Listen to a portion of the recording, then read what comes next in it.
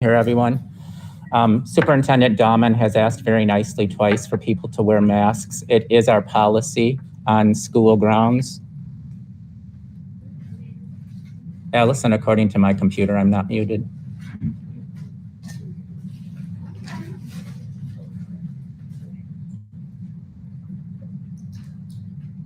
We good then?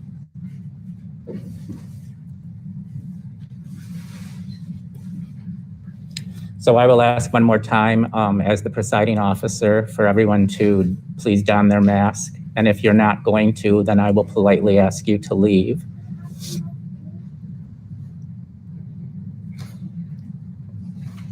And if you don't leave, then I will have the power to adjourn this meeting, which is something I really do not want to do.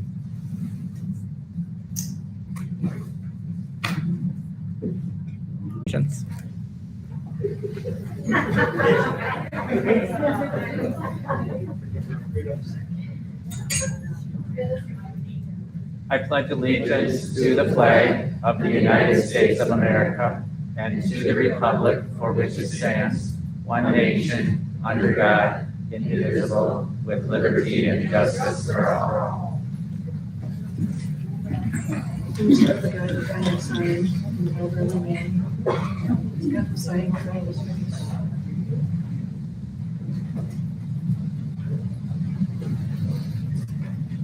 Mr. Dahman, is there any changes or additions to the agenda? There are no changes to the agenda. With no changes, I will entertain a motion to approve tonight's agenda. I'll make a motion to approve the agenda as presented. A motion is been made by Rick and seconded by Jen to approve the to approve the agenda as presented. Any discussion? All in favor, say aye. Aye. And opposed, nay.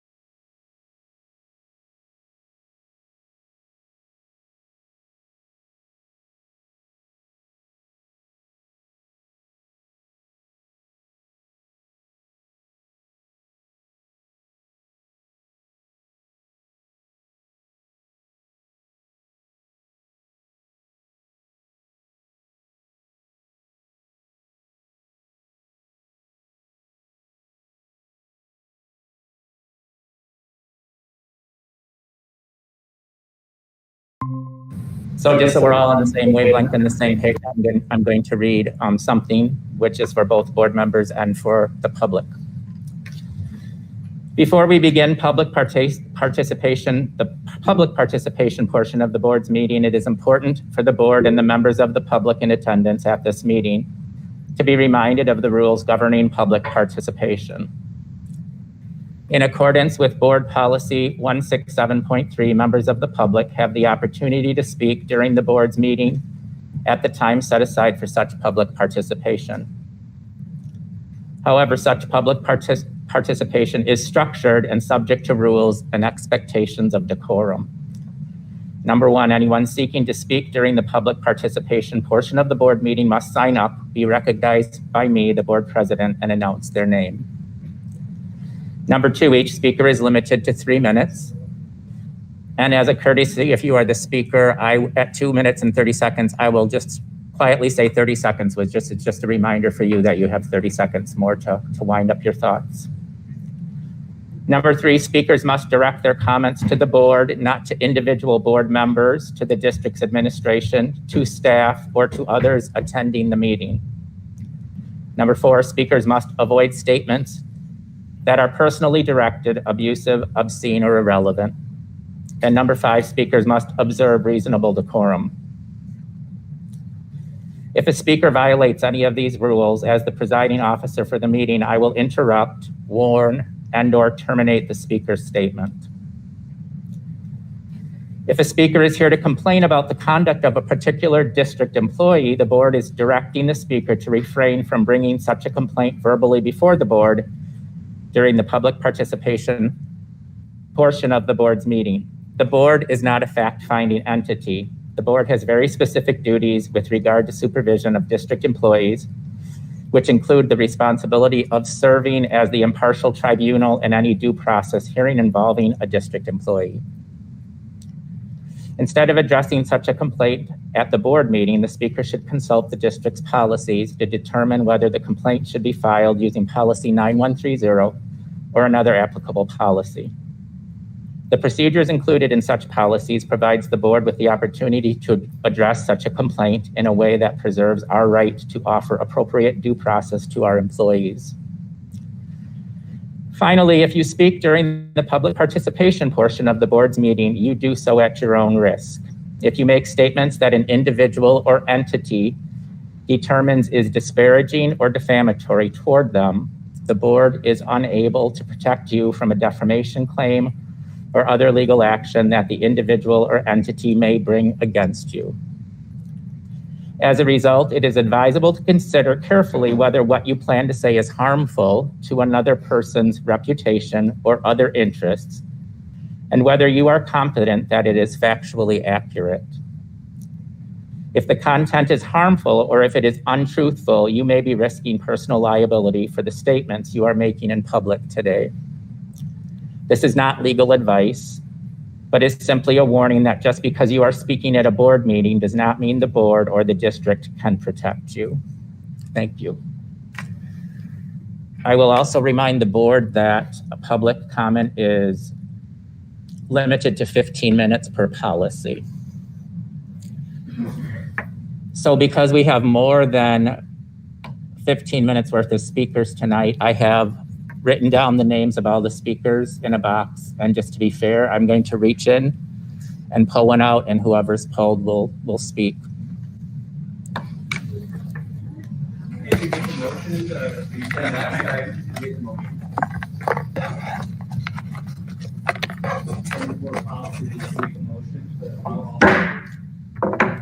I will remind people in the audience that about decorum.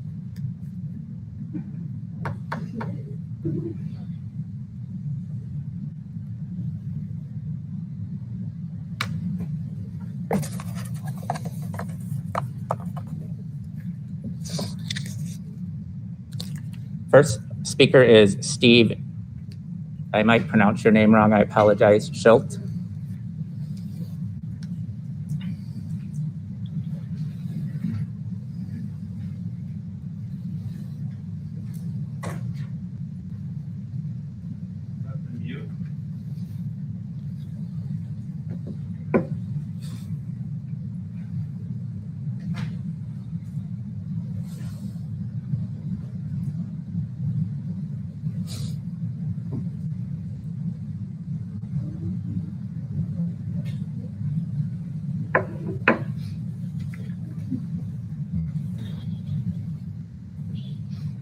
There you go. Yeah, it's working now, I think. Again, if you could start with your name, I would appreciate that. Thank you. Hi, my name is Steve Schilt. I have a daughter going into second and son going into 4K this fall. Have you researched the psychological and developmental damage masks are causing our kids? Fear, anxiety, and paranoia daily. Every day they put a mask on, subconsciously thinking there's a deadly virus that's going to kill me or my classmate. Just think what that's doing to their development. No wonder so many kids are battling depression, mental health issues. What about childhood development? Rarely seeing a smile, can't read lips, hearing is impaired. Kids are wearing masks all day long that get filthy. They are breathing bacteria stuck to their masks, making them sick. Parents send kids to school with used masks. This is more dangerous than COVID. Think about it. You have school kids and teachers with no medical training and sanitary proper mask use in an unsterile environment, and yet we've been led to believe that a simple cloth mask that isn't fitted is somehow stopping the spread and or protecting the wearer. Have you seen the medical videos of exhaling vapor through all different kinds of masks? Most masks don't stop anything. The air just shoots out the sides, the tops, floating into the air all around them. In fact, it's scientifically proven that COVID-19 virus is so small that it passes through all mask materials. Scientific studies have tracked and proven that masks do not stop the spread. It's been reported that the cause of death of kids aged 1 to 17, COVID ranked at the bottom at number 10. Influenza was more deadly at 7. Suicide was number 2, and injury number 1. Of 18 to 49-year-olds, which is the majority age groups of teachers in our school system, COVID ranked 5th. That's below cancer, heart disease, and suicide. Even the CDC's own tracking shows survivability rate of those under 18 getting COVID is 99.997%, and those that did most had severe comorbidities and leading factors of death. Recent study shows that the number of children hospitalized due to COVID was overinflated by at least 40%. We've seen countless reports of wrongful counting of death by COVID on death certificates. Why are we trusting the CDC guidelines? We ask you, the school board, whom we elected, to make the decision to vote to remove mask mandates in schools and on buses and allow teachers, students, and parents to make their own healthcare decisions on whether or not to put masks on their face all day long. In closing, here's my daughter's and the first grade class project she completed at school on her own. She talks about things she remembers throughout the year. On the last page, it asks what she looks forward to in 2nd grade. She drew all her friends with smiles on their faces, and she wrote, "Next year in 2nd grade, I hope we do not wear masks." Thank you.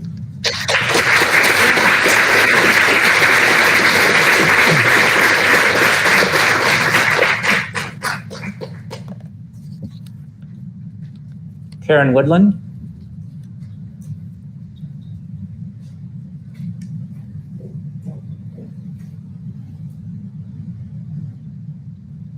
Good evening. My name is Karen Woodland. I have 2 students at Milton High School.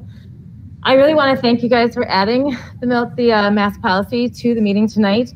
As you can see, there are a lot of people in support of making masks optional for our kids, even if it's just for the last few days of this school year. Clearly, our purpose here tonight is to persuade you to make this change, to add Milton to the other 113 schools and or school districts in the state of Wisconsin who have already made masks optional. I can understand your hesitation, and perhaps you honestly believe that masks are keeping our children safe. As parents, we would do anything to keep our children safe, so it's important for you to know that we are not being reckless in this request. What we do understand is that masks are the illusion of safety, and they are doing more harm than good. Remember in the beginning when masks were totally discouraged? It was because of the abundance of research showing that masks offer little to no protection against respiratory viruses. That's because they know that viruses are approximately 1,000 times smaller than the fiber or thread count on the masks that most of us are wearing right now in this room. Do you really feel safer with me standing here in my ill-fitting cotton printed pretty mask that I got at Old Navy? It's even on the box that says these masks are not designed to prevent infection. It is the illusion of safety, and at this point, it's become a sort of mental illness as people cling to their dirty, germ-ridden masks like they're actually saving lives. If we really thought that masks protected our kids, this wouldn't even be a discussion. But we've seen the numbers, we know the truth, and we've witnessed the damage. Good ideas rarely require force. Your force is now met with opposition because this is a bad idea. Ask any of our students. They will describe feeling anxious and tired. They're unable to focus while taking tests. Their carbon dioxide is building up here in their masks and they can't even think. They're angry that they are constantly reprimanded or even shamed for not wearing their mask correctly. They're simply having a hard time breathing. I just want to ask one question because I've sent emails and I know everybody has here too. Is there only one voice on this board when it comes to the COVID policy? Because I've only heard one, and that was Mr. Dahmen's voice. And I see several other people here, and I know there are maybe more online. 30 seconds. Why haven't we heard your voice? I want to know what you think. I want to hear from all of you. We are asking you tonight to make masks optional tonight. Not in 8 days when the school year is over, not just for summer school, and definitely not in the fall for just the vaccinated kids. Please use your voice tonight and make masks optional for our kids. Thank you. Thank you.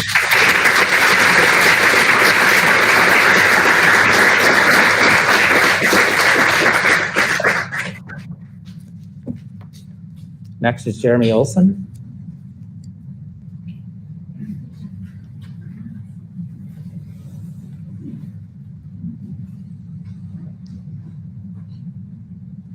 Ladies and gentlemen of the board, as a parent of a student who's unable to attend school in person this year due to the mandatory mask policy, he missed out on his first year here at Milton because he was unable to wear a mask all day.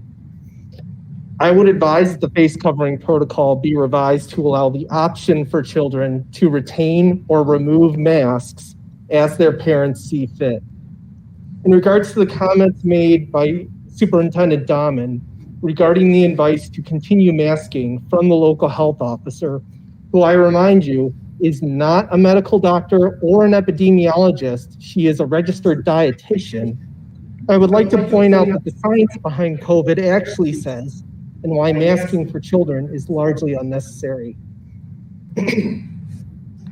According to local and state health department data, as of today, 5/24, the majority of school-age children in Milton account for just 8% of the total COVID cases ever.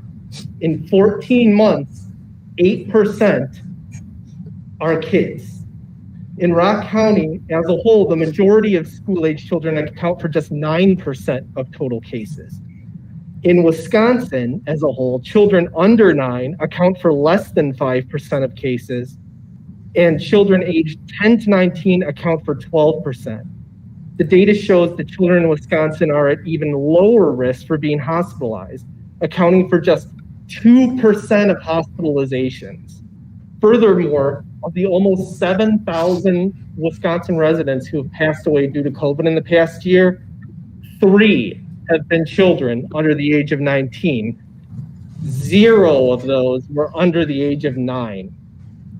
These numbers are staggeringly low, especially considering that these children have not been operating in a bubble and have been meeting and socializing unmasked and unvaccinated outside of school since the start of the pandemic. According to a study published in the Journal of American Pediatrics in August of 2020, children are, quote, not significant drivers of the COVID-19 pandemic. Accumulating evidence and collective experience argue that children, particularly school-age children, are far less important drivers of SARS-CoV-2 transmission than adults, unquote. 30 seconds. Studies from China, Israel, Iceland, Germany, and the UK all show that children appear to be both largely unaffected by COVID and do not spread COVID as readily as adults. These results are expounded upon in a study published in February in the PLOS Biology Journal. Given the totality of the scientific data, it would appear that mandatory masking of children is largely unnecessary and driven purely by the paranoia of adults rather than objective fact. As we move into warmer months of summer with a steady decline in cases and a relatively increase in vaccinations among adults, it's in the interest of children and their parents to make personal choice whether to mask or not. Thank you.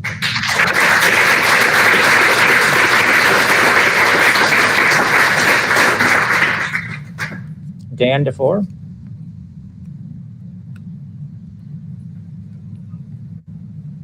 Hello, I'm Dan Deformer, I'm a resident of Janesville, and I live in the Milton School District. The time is now for the school board to honestly reassess the guiding principles in its Milton Forward Plan. The first one to reassess is we will make decisions based upon recent guidance available from local, state, and national health officials. Like the other 113 Wisconsin school districts have decided, it no longer makes sense to blindly follow this unscientific and unfounded guidance related to the mandatory mask use policy. Here is today's reality. We now know less than 10% of COVID cases are from children. Children have a better statistical chance of being hit by lightning than dying from COVID. The infection rate in Rock County last week was less than 0.01%. That's 16 people. Over 92% of Rock County citizens over the age of 65 have been vaccinated. All district staff were given opportunity to be vaccinated, and the vast majority were completely vaccinated in February. Noticeably, all federal, state, and local mask mandates have been lifted. Yet this school board somehow knows better. Plus, there is no clinical proof that cloth masks work, even to slow the spread of viral respiratory disease. None. If you go to the CDC, FDA, and OSHA websites like I have, there are no clinical studies proving they do. Instead, I can show you clinical studies that prove that they don't. Additionally, comparing the data from states with and without mask mandates, it shows no difference in the spread of the virus. Now, after reading the reality and hearing the reality from real parents and real children in your school district, it's time to honestly reconsider the other guiding principle, which is we will remain dedicated to the social and emotional well-being of all students. Now you've heard stories of teachers shaming students, students who can't breathe, students with medical conditions who are not allowed exemptions, administrative threats of expulsion, and on and on. How can you honestly tell us after these stories that you are meeting this guideline? But the legacy of the school board will not be your written guidelines, but rather how you adapted to today's reality. In 30 conclusion, seconds. we are asking the board to vote tonight for indoor mask choice for all students, staff, and parents. Thank you.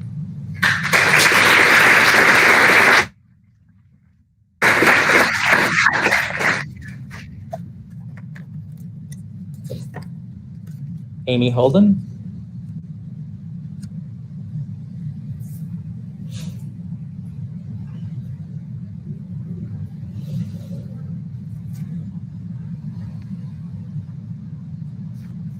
Hello, I am Amy Holden.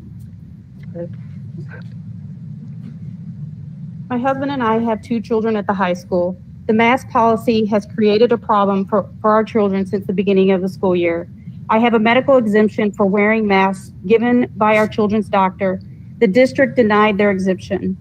Our choice was to go virtual or be masked. With the hope that the mask mandate would be over soon, we kept them in person, but would keep them home on days that they had difficulty breathing. By the end of March, all staff had the opportunity to be vaccinated. We were hopeful that relief for our children would soon follow. This has not happened. In April, during homecoming week, we got a phone call that our senior was a close contact to someone that tested positive. She was forced into a 14-day quarantine. She had been so excited to finally be involved in some fun activities, the dress-up days, and to be able to go to football games. She never had symptoms and would have been perfectly fine if she had been able to stay in school.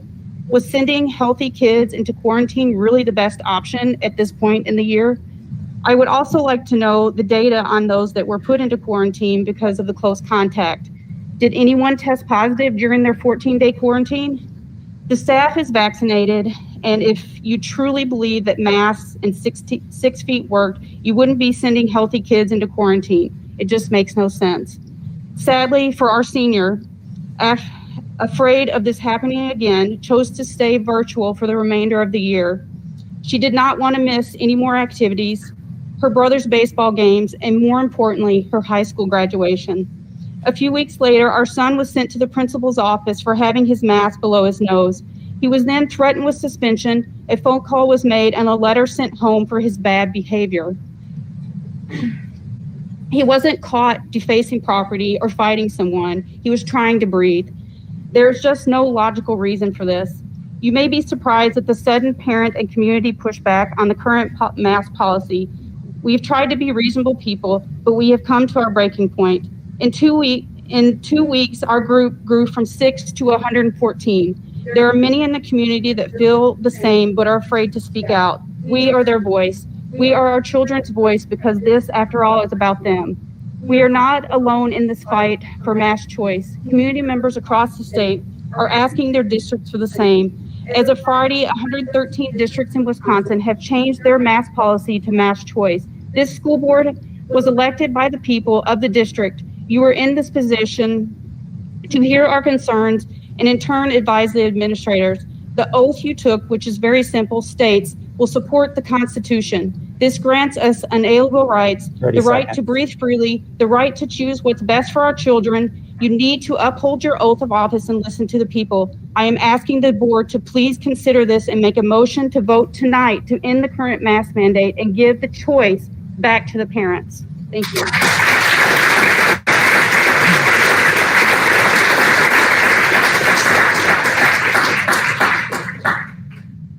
So board members, we've reached our 15-minute public comment, which is policy. So without a motion, public comment will be done for this evening. Mr.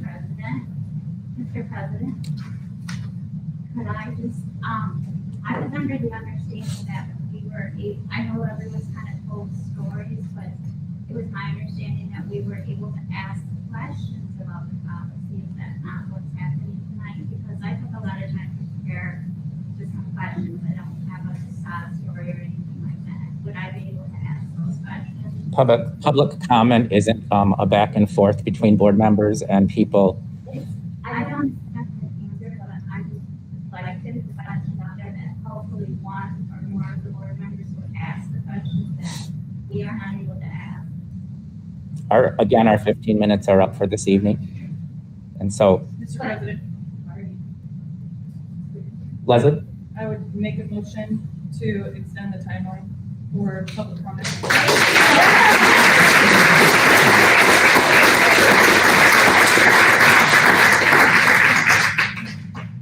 There's a motion on the floor to, are you saying just indefinitely? Yes. How many have signed up? There were 11 signed up and we have gotten through 5. I think we can handle 11. Yes. So is your motion? There's a motion on the floor to extend public comment for the remainder of those that have signed up. Is there a second?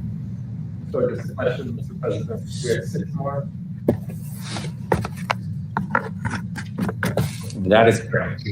I'll second. Yeah.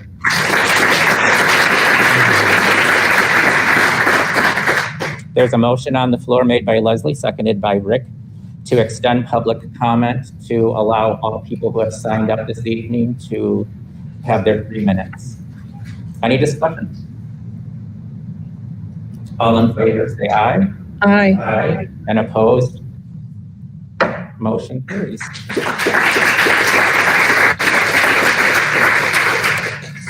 Diamond McKenna.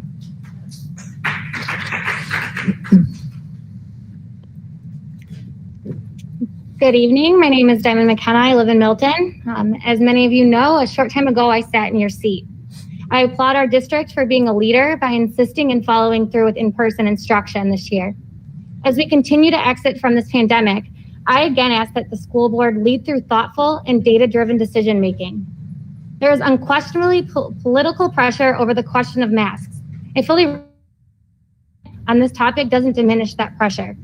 However, in considering the issue of whether children should continue to wear masks at school, I believe one question should be paramount. Who are we helping or protecting by mandating that our children wear masks? In my opinion, the answer to that question is a resounding no one. I understand that this is a definitive statement, but I draw that conclusion from 2 ancillary questions. The first is this: are children at serious risk? The answer to that question is thankfully no. There is no credible evidence, study, or report suggesting that children are at risk of serious health effects or even death. I understand that individuals are quick to provide anecdotal evidence. While I empathize with that scenario, This board should not make policy based on that. The second ancillary question is this: are schools a vector of transmission? Again, there's no credible evidence, study, report, or paper that suggests schools are a vector of that transmission. After a full school year for many districts across the country, no one has suggested that schools are dangerous super spreaders, and they should not be viewed as serious societal threats. Let's recall the whole point of virtual school, masking, etc., was to protect adults from children, to protect grandparents from kids coming home to them. Now that any adult can get a vaccine, it is reasonable to ask why a mandatory masking policy would even be relevant. I sat on the board when we made those decisions and we had those conversations. In the light of these questions, I am unsure how this board could reasonably arrive at a policy to require masks. I understand that the questions of masks is divisive. One thing that I would hope we could all agree upon is that it's not natural or good for our kids to be wearing masks, and they should only be used if absolutely necessary. Kids, while developing, must be able to interact in a normal way with their fellow students, teachers, and administrators. They need to see the smiles and maybe scowls on faces. They need to know when something they said or did made their friend happy, sad, indifferent.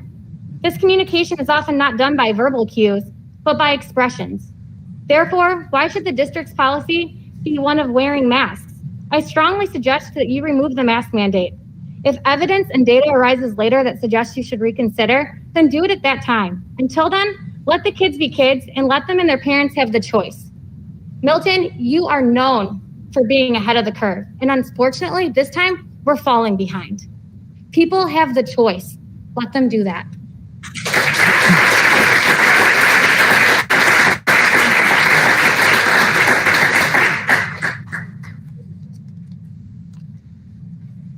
Andy Lundgren.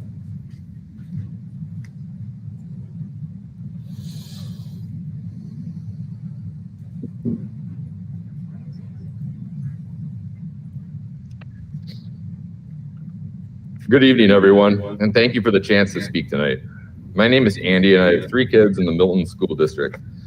Tonight, I come to you not to argue the legality of mask mandates, not to argue that nobody should be wearing masks, but simply that we have a choice in what our children do. When the COVID situation began back in March of last year, we were all faced with many challenges. At first, the new way of life was to be 2 weeks. Then it became 2 months. I do not want it to become 2 years, 3, 4, 5 years or more. As for myself, I could handle the virtual school thing, masks, social distancing, etc., for the first few months after COVID began. My family and I did our part in controlling the spread of COVID, but now I want our children to have a normal school experience. I want them to grow up seeing each other's faces and the way their eyes light up with their smiles. I want our kids to be able to make goofy faces at each other, have fun, and do all the normal kid things that we all got to do growing up. I can honestly say from the bottom of my heart that nobody I know, none of these people speaking with me tonight, nobody in this entire room for that matter, wishes for any harm on a child who has significant medical issues, autoimmune disorders, etc.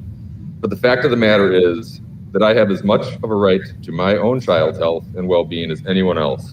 This is why we are simply asking for the mask to be a choice. Just as parents are concerned about their kids catching COVID, I should not have to worry about my child's immune system and lung function developing properly, along with their mental wellness. I'd previously heard of students at one Milton school being sent to the wall to stand there and think about what they had done, simply because their masks were supposedly not being worn correctly.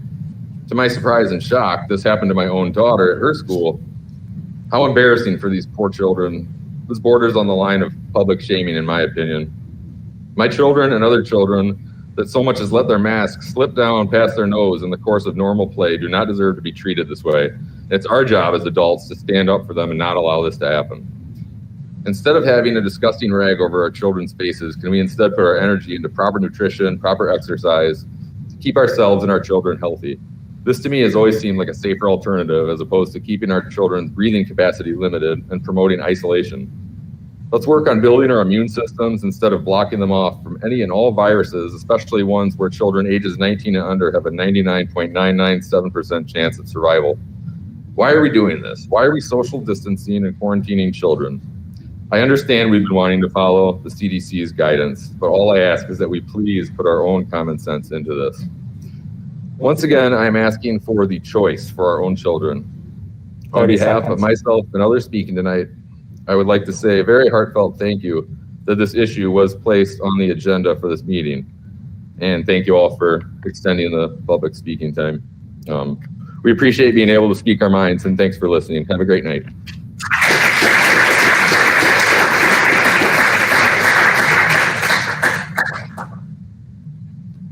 Michelle Sheridan? Excuse me? Well, it's too Michelle, sorry. It's okay. You're still in here. Good evening. John? Yeah. I've decided to talk about common sense and parenting. I'm assuming everyone on this board has common sense. That being said, I have questions. How come I can go to a restaurant with a mask, walk 10 feet, sit down, and take it off? That must be one smart virus that knows when I sit down. How come in Texas they can fill a baseball stadium and yell and cheer for their team with no social distancing and no mask? Does Texas have a wall around it that doesn't allow for the virus to come in? Yesterday, I watched the PGA Championship in South Carolina. There were thousands of fans there, no masks, no social distancing. In fact, they had to push through the crowd with high fives and cheers, and Phil Mickelson won. Apparently, the virus must like golf, so it's okay. My best friend's daughter had a graduation party. There were 500 people there at a bar and a band. The graduation had no mask and so no social distancing. How do I explain to my kids that their best friends are having a normal senior year because they live 1,000 miles away? Does the virus hate Wisconsin? To me, none of this makes sense. All of this being said, I'm wondering why we're not applying common sense. I understand that you sit and evaluate risk assessments. So why don't we talk about that? It is estimated that children get between 1.1 million and 1.9 million sports and recreation-related concussions each year. Youth make up 12% of concussions in the ER. That's 1 every 3 minutes. Youth football concussion rate is 5%. Basketball results in the most injuries overall, and football claims second place. Brain injury is the leading cause of death from injury caused by sports. The Brain Injury Association of America reports that an average of 62,000 children up to age 19 require hospitalization for brain injuries, and each year for children up to age 14, brain injuries cause 2,685 deaths. Let's compare that to COVID-19. In the U.S., just over 100 children under age 15 died of COVID in 2019. So that brings me back to common sense. According to these statistics, if you're truly worried about our children, we should not be playing basketball and football. We should probably close all the playgrounds. Could you imagine how filled this room would be with angry parents if you tried to cancel football? But you don't. You sent me a waiver and you sent me a risk about concussions, and I signed it because I'm the parent and I decide if the risk is worth it if I want my child to participate in sports. 30 seconds. So let's apply the same logic here. Give me a waiver and I'll sign it. I'll evaluate the risk and I'll decide if I want my child to wear a mask at school. I know this from a very personal experience about evaluating risk. My sister died when she was very young in a car accident driving to work. I didn't go out and protest and demand everyone ride a bike because cars are dangerous. I had 3 children with driver's license. I didn't stop them from getting their license. Driving is a part of life, and unfortunately it took my sister's life too soon. But I chose not to let fear control me. I evaluated the risks, and I made my decision as their parent. For my family, we believe in God. He created each one of us in his image, and I have yet to see an image of him with a mask on. I'm pretty sure if he wanted us to wear masks, he would have created us with one. He gave us a wonderful human body that has an incredible immune system, and until someone births a baby with a different orifice to breathe out of, I won't be blocking mine or my children's with a mask. I have evaluated the risk. I have weighed my options, and I have decided what is best for my children because I am the parent. That's my job, not yours. Thank you.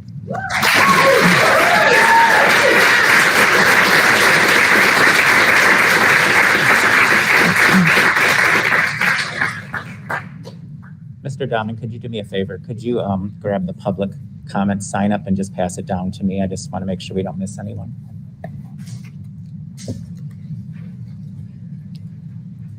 The other Michelle. Michelle? Is it Stealth? Yeah. Staff. Sorry about that. Okay. Thank you. Hi, my name is Michelle Staff. I have 3 children in the Milton District. I have one in high school, one in middle school, and one at Northside. I feel like I'm in a very hostile area right now because I 100% agree with the superintendent's recommendation. Vaccinations aren't available for 11 and under. I have an 11-year-old. He cannot get vaccinated. I don't have that choice to get him vaccinated. I send him at home because I don't want him to get COVID. I don't want him to be a statistic. I plead to the board because I know in-person school is going to come back. And I plead to the board, if it does come back and there isn't a vaccination for the younger kids, to please keep the mask mandate. It's not, I don't have a choice to protect my child. I have to send them to school and I have to rely on everyone else to do what is right. It has been proven that masks, when this pandemic started, that masks help the spread of disease, colds, everything else. We had the best cold flu season ever in the history. And I felt like I had to come here tonight to speak, but because of what happened tonight, I will be sending my comments in the future via email to all the board members. But thank you again for having me here tonight. Thank you. Thank you.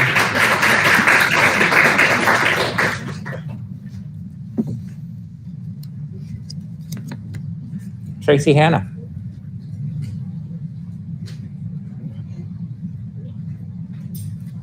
Thank you for allowing us to speak tonight. Thank you for adding it to the agenda, and thank you for extending the time. And I hope that that woman, no one made her feel uncomfortable. I know I certainly did not. So my name is Tracy Hannah. I am a mother of a child at Northside. I come to you today concerning the mask policy still in place for students in the district. Recently, Superintendent Dahman issued a statement to district parents that still recommends the use of CDC guidelines regarding mask use. This is also while stating that total COVID cases within the district was 6 out of 3,250 in total. Last week it was 4.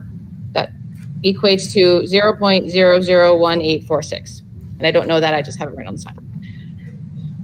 As far as the CDC is concerned, it seems to be the be-all end-all with our administration.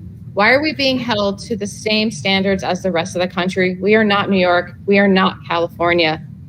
The same CDC stated on March 19th that community transmission and risk of transmission in schools should be considered when creating protocols for schools.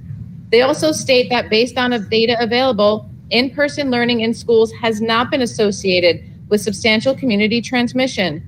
Our district case rate is dramatically low, and just last week, the Dane County Health Department stated, with low levels of virus circulating in our highly vaccinated community, the likelihood of encountering COVID-19 decreases every day. Parents should also know that in the March 19th update from the CDC, it states that children are less likely to develop serious illness or die from COVID-19. Evidence from several studies suggests that children and adolescents may be less likely infected with it. And when outbreaks occur in school settings, they tend to result in increased transmission among teachers and staff, not the students.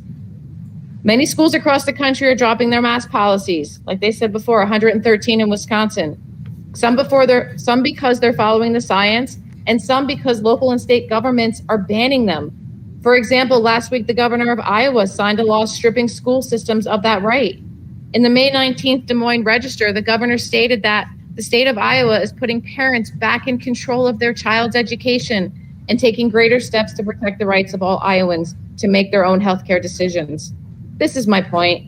This is our school district and our children. We should have the ultimate voice here, and that is through our elected officials. Let me be clear, we are just seeking choice. We want the right to exercise our own personal responsibility, whether our child wears a mask or not. 30 seconds. As the positivity rate in the nation trends to an all-time low and vaccinated adults are removing their masks, it is time to stop punishing the innocent. Fear-based restrictions have done enough harm, and knowing that extended restrictions are causing harm, waiting for a vaccine to be available for young kids when COVID is not an emergency for them does not make sense. I'm asking the board to please vote for indoor mask choice for all students, staff, and parents. Please allow us the right to choose. Thank you.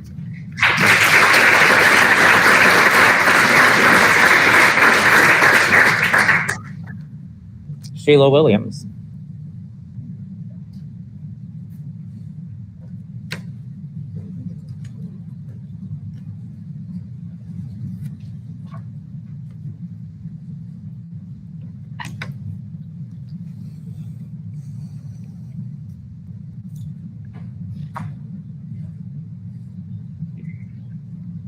Because I said so, the voice of authority from my mother. That was it.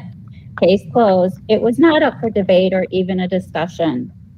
Usually when people in authority such as yourselves implement a policy, we the public most times understand the logic and common sense behind it.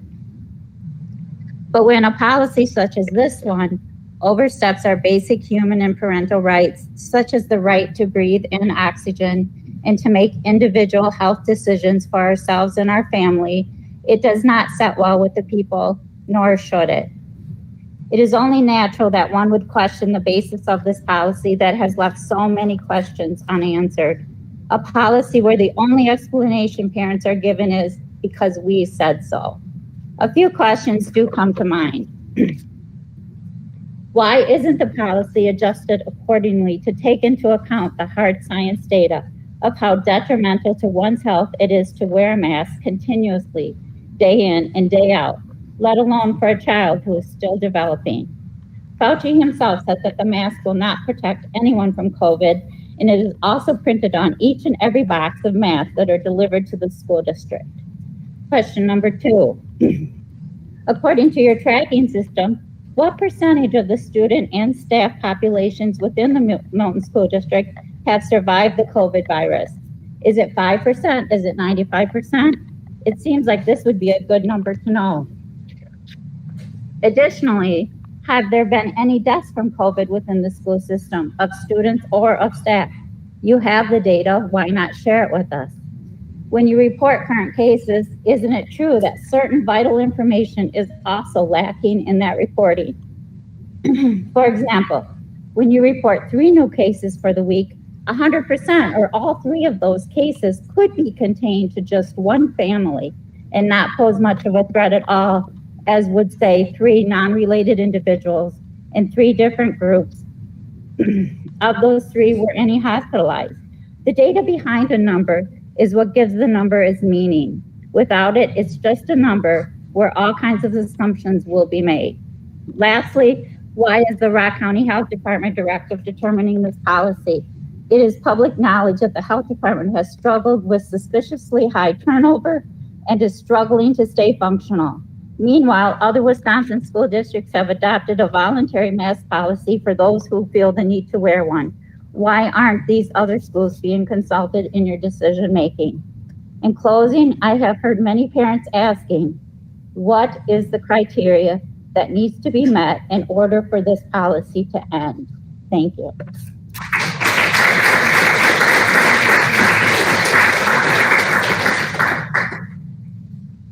All right, thank you. We have gotten through all of those who have signed up. Thank you for all that took the time to speak tonight.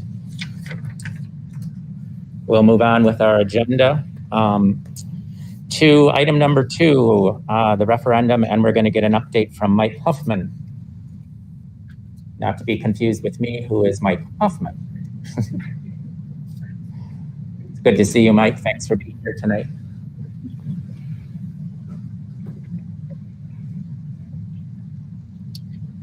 Good evening. I'll be brief. And I have mostly good news for you regarding the referendum projects. Over at the middle school, we've talked a lot about how that's been a good quality, efficient construction project that has continued. We are now in the last of the staff and student spaces that are to be renovated inside of the existing space. So the cafeteria, the teacher's lounge, math, special ed, classrooms, a couple of unisex restrooms are all under construction right now, and it's going quite well. I'm also happy to report that the landscaping contractor who we implored to be ahead of their schedule, which had them here in mid-June, did arrive today and has gotten to work, and we feel that positions us for a better grow-in for the grass seed that's there, and will allow for a better product in the fall when you resume classes. So continues to be good news there at the middle school. Over at the high school, I think I ended my report last month with some disappointing news with delivery of materials for the new gym addition. That's the metal panel that creates the exterior skin of that building, without which we're unable to do some of the interior work. And I stated that while the first shipment of metal panels had been rejected due to quality concerns, we expected new shipment of material on the 24th. They beat that by a couple of days, so we have received the first shipment of metal panels, and I think you'll very soon see multiple shifts of installation of that metal panel and an aggressive approach to trying to get that piece of the project back on schedule, be able to install the wood floor on the interior, which can only be done once you're controlling the humidity. So while we're behind schedule on that particular piece, we've at least gotten to the point where it's within the control of JP Cullen and a labor activity rather than waiting for material activity. Other aspects of that project, the pool will be turned over. It's the next piece of the project to be turned over. And actually on the 27th, a couple of days here, myself and the representatives from Plunkett Racich will be conducting a punch list of the pool and moving towards owner occupancy of that space. One of the more challenging pieces of the high school construction, of course, was conversion of the former pool into the new event entry and lobby. That in addition to filling in the pool vessel that was there, there's quite a bit of structural intervention to the roof that's there, creating the new entry. So demolition work to remove roof trusses that will allow us to create the pop-up of the event entry has happened and is happening. And I really feel that we're past a lot of the risk associated with that portion of the project. We had certainly a risk that there would be some discoveries of unknown conditions, and I feel like we're past that risk at this point. We're also renovating existing spaces, world language spaces, student services in the center core of your existing building. That activity is going well, albeit somewhat loud during your school days. I think that's being managed as best it can. And then finally, conversion of your former metals, woods shops into the new band and choir rooms has gone quite well. Demolition was of the existing portions of the space was completed a while ago, and now they're on to installing the masonry walls to define the new spaces of band, choir, practice rooms, etc. I think I'll stop with that and see if you have questions. Any questions for Mike?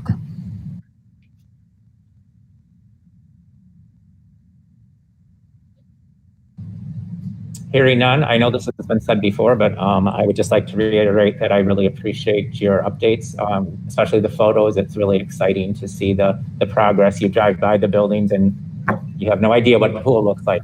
And so to get the photos, it's really exciting to see that. So thanks much for that. All right, you're welcome. Thank you. Mike, I have one thing to add quick. Referendum related. Go ahead, Steve. So just a quick update for the board. Back in November of 2019, the Board of Education approved the commemoration of our new pool to be named the Leader Family Pool. We are now set to take the pool over on June 7th, and we are excited to announce that we have set a grand opening / dedication ceremony for the Leader Family Pool, and that is going to be on Sunday, June 13th at 2 p.m. We do want to invite the board and the community to join us for that special event. We will have more details to follow. An official invite and material will be put out via social media, but just wanted to announce that to the board first and foremost here tonight. Thank you. Thanks. Thanks for that, Stephen. Moving on to item number 3, update on Milton Forward Plan. Superintendent Dahman, I'll turn it over to you. Thank you. I want to give my usual update on the Milton Forward Plan. A COVID update across the school district. These are the tracking that Rock County Public Health does across the entire county, and then they report out by school district. This isn't the number of positive cases for students and staff. It's the number of positive COVID cases per 10,000 residents. That has stayed consistent the past 4 weeks in our district, shade over 20 positive cases per 10,000 residents. It's been increasing in some neighboring districts. I think it hit its low point in mid-March and has crept up a little bit both in our district and our other districts. That's reported out every week, and ours for 4 weeks has kind of stayed in that low 20 range, while other neighboring districts have been increasing. And ours currently is the second lowest of the 8 districts in Rock County. In our weekly dashboard, as of May 17th, we had 6 students with positive COVID cases across the district and no staff. With those 6 positive students, there were 8 that are close contacts from school, and 37 students who are quarantined because of close contacts from out-of-school exposures. And that number of positive cases is up slightly from last week. In hospitals across the county, there are currently 15 COVID-19 patients in Rock County hospitals as of May 15th. 2 of the hospitals report critical staffing shortages. The vaccines have continued to be given out there. This is as of the end of last week. 71,000 residents in the county who have received their first dose of one of the vaccines, and over 59,000 who have received their second dose. There have been, over the past 2 weeks since the last school board meeting, 6 COVID deaths in Rock County. And I wanted to update the board on the vaccine clinic that we held on site that Rock County Health Department provided, a vaccine clinic at Milton High School back on May 19th. There were approximately 200 vaccines that were given out, and the second dose for those people will be in another vaccine clinic on site at Milton High School on June 9th. So any questions, thoughts, comments from board members on the Milton Forward update? Rich, and that at that next vaccine clinic, will people be able to get their first vaccines if they want to? I'm not certain on that. I'll have to find out. We'll make sure we get that information out and publicize that, whether that's available just for people who receive their first dose to get their second dose, or if there's an option for first dose. But just wondering, because with the age change so close to the previous clinic, I'm just guessing that there are going to be a lot of people who might be interested in that. Yeah, the age change was only a day or 2 prior to the clinic, and that age change allowed people who are between 12 and 15 years old, I believe, where initially it was going to be for just 16 and 16-year-olds and up. So there were some 12 through 15-year-olds that were able to take part, but there wasn't a lot of lead time for that. So that is a possibility. Excuse me, Rich. Of the 200 that were a part of the vaccine clinic that got their shots, do you know how many were students? I am not sure how many were students. It's something that I could probably find out, but I don't have it in front of me right now.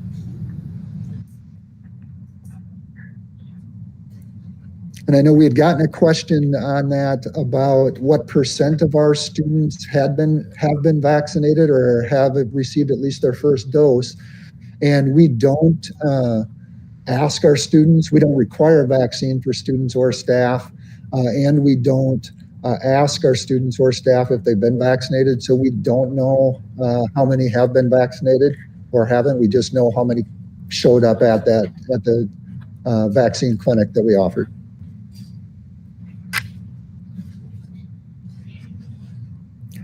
If there aren't any other questions or comments, that was my update on the Milton Forward Plan.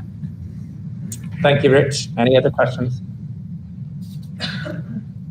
Okay, we'll move on to point B, which is discussion and possible action on the face covering protocol. And this agenda item is also part of the superintendent's update. We wanted to, rather than having this, typically board action is placed later in the agenda, but we thought it'd be valuable to have the possible board action on this item be connected to the Milton Forward update. A couple of things that I want to update the board on, in addition to what I just shared. I sent a couple of the speakers mentioned the information that I'd shared out with parents, and I shared that out with the board too at the end of last week. And a lot of that information is built into the memo that's included in board docs that's available for the board and the public to view. I'm not going to read through the whole memo. I want to highlight a few things from the memo. Throughout the past year, or a little bit over a year, we've really worked hard as a school district to make sure that we stay focused on our two guiding principles, and those are to limit the risk to the safety for our students, staff, families, and community, and continue to provide a high-quality education for all students. And we've been well served by following that those two guiding principles. As you've read in the memo and in the letter that went out to parents, the CDC, the Wisconsin Department of Health Services, and the Rock County Public Health Department continue to recommend mask use in schools, both across the country, across the state, and in Rock County. And give some reasons for that. The main reason that they've given for continuing that recommendation in schools is the lack of availability of vaccines for students at this time. While there has been the ability for 18-year-olds to be vaccinated for quite a while, 16 and 17-year-olds have had that opportunity and continue to have that opportunity. The opportunity for vaccines is new for 12-year-olds on up and hasn't been made available yet for students who are under 12 years old. So all three of those groups, CDC, the DHS, and Rock County Health Department, mention that in the reasons why they still strongly recommend that masks be used in schools. We have heard recently that the CDC is planning to update their recommendations. Everyone wants to know and wants to have decisions made about what school will look like in the fall. And so we are looking forward to hearing that updated recommendation from the CDC. They had said that will be coming out within the next few weeks, and it's always a guessing game as to what within the next few weeks will mean. But typically, the pattern has been that when the CDC has made changes in their recommendations, and that has filtered to the state level with DHS and to the county level with Rock County Health Department. So we're anticipating that when the new updates come out from the CDC, that will potentially change the updates or the recommendations from DHS and from Rock County Health Department. And then as we've done throughout the pandemic, we would continue to work closely with that local group and look at our going forward plan. So that's kind of the highlights of the memo that's listed. There is a recommended action that the board could choose to take. I guess the board has a couple different options. The board could choose not to take any action. The board could choose to take the recommended action, or the board could choose to take a different action if they so desired. So open it up to any discussion or questions from the board.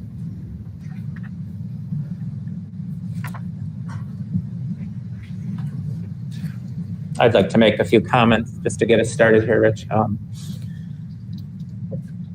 The board has spent a lot of time the last few weeks reading lots of different emails on both sides of this issue. And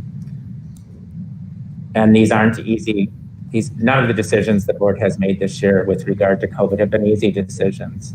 I know all 6 people. Joe's not here, but I know Joe. They're all good people. I've dedicated over 30 years of my life to education in this community. I look out, I see parents whose kids I've had, I see kids who I've had. We want what's best for kids. We've always wanted what's best for kids. I think it's important that you know that policy states that if you want something on a board agenda, you need to let the board president or the superintendent know at least 7 days in advance. No one let me know that they wanted this 7 days in advance, but I went to Rich and I said, this is important. We need to have it on the agenda, and together we decided to put it on the agenda. So we are listening. We've read your emails and we've heard your discussion tonight. And I just want you to know the people that serve on this board who are volunteers are good people. And when they read emails with words like inhumane and torture, that's hard to take. And I want what's best for kids. And so now I will open up the discussion. Thanks for saying that, Mike. And Rich, thanks for all the information. To me, this kind of just boils down to the county still recommending it. The CDC is still recommending it. What we're doing is not extreme or out of the ordinary. If you look around Janesville, Edgerton, Turner, Evansville, they're all keeping their mask policies the same. I think we should all be very thankful that the schools have been able to remain open. I think that's partly due to the fact that we have the masks. So I'm in favor of keeping it as is. So, Mr. President, I'd like to make a motion to keep the current Milton Forward plan in place, including all current face covering requirements through June 30th, 2021, while allowing the superintendent the continued authority to make changes to the COVID protocol should the situation change. There's a motion on the floor. Is there a second? A second. There's a motion on the floor made by Rick, seconded by Shelley, to keep the current Milton Forward plan in place, including all current face covering requirements through June 30th, 2021, while allowing the superintendent the continued authority to make changes to the COVID protocol should the situation change. Is there any discussion? Yes, I'd like to say something. First, I'd like to thank everyone for being here tonight.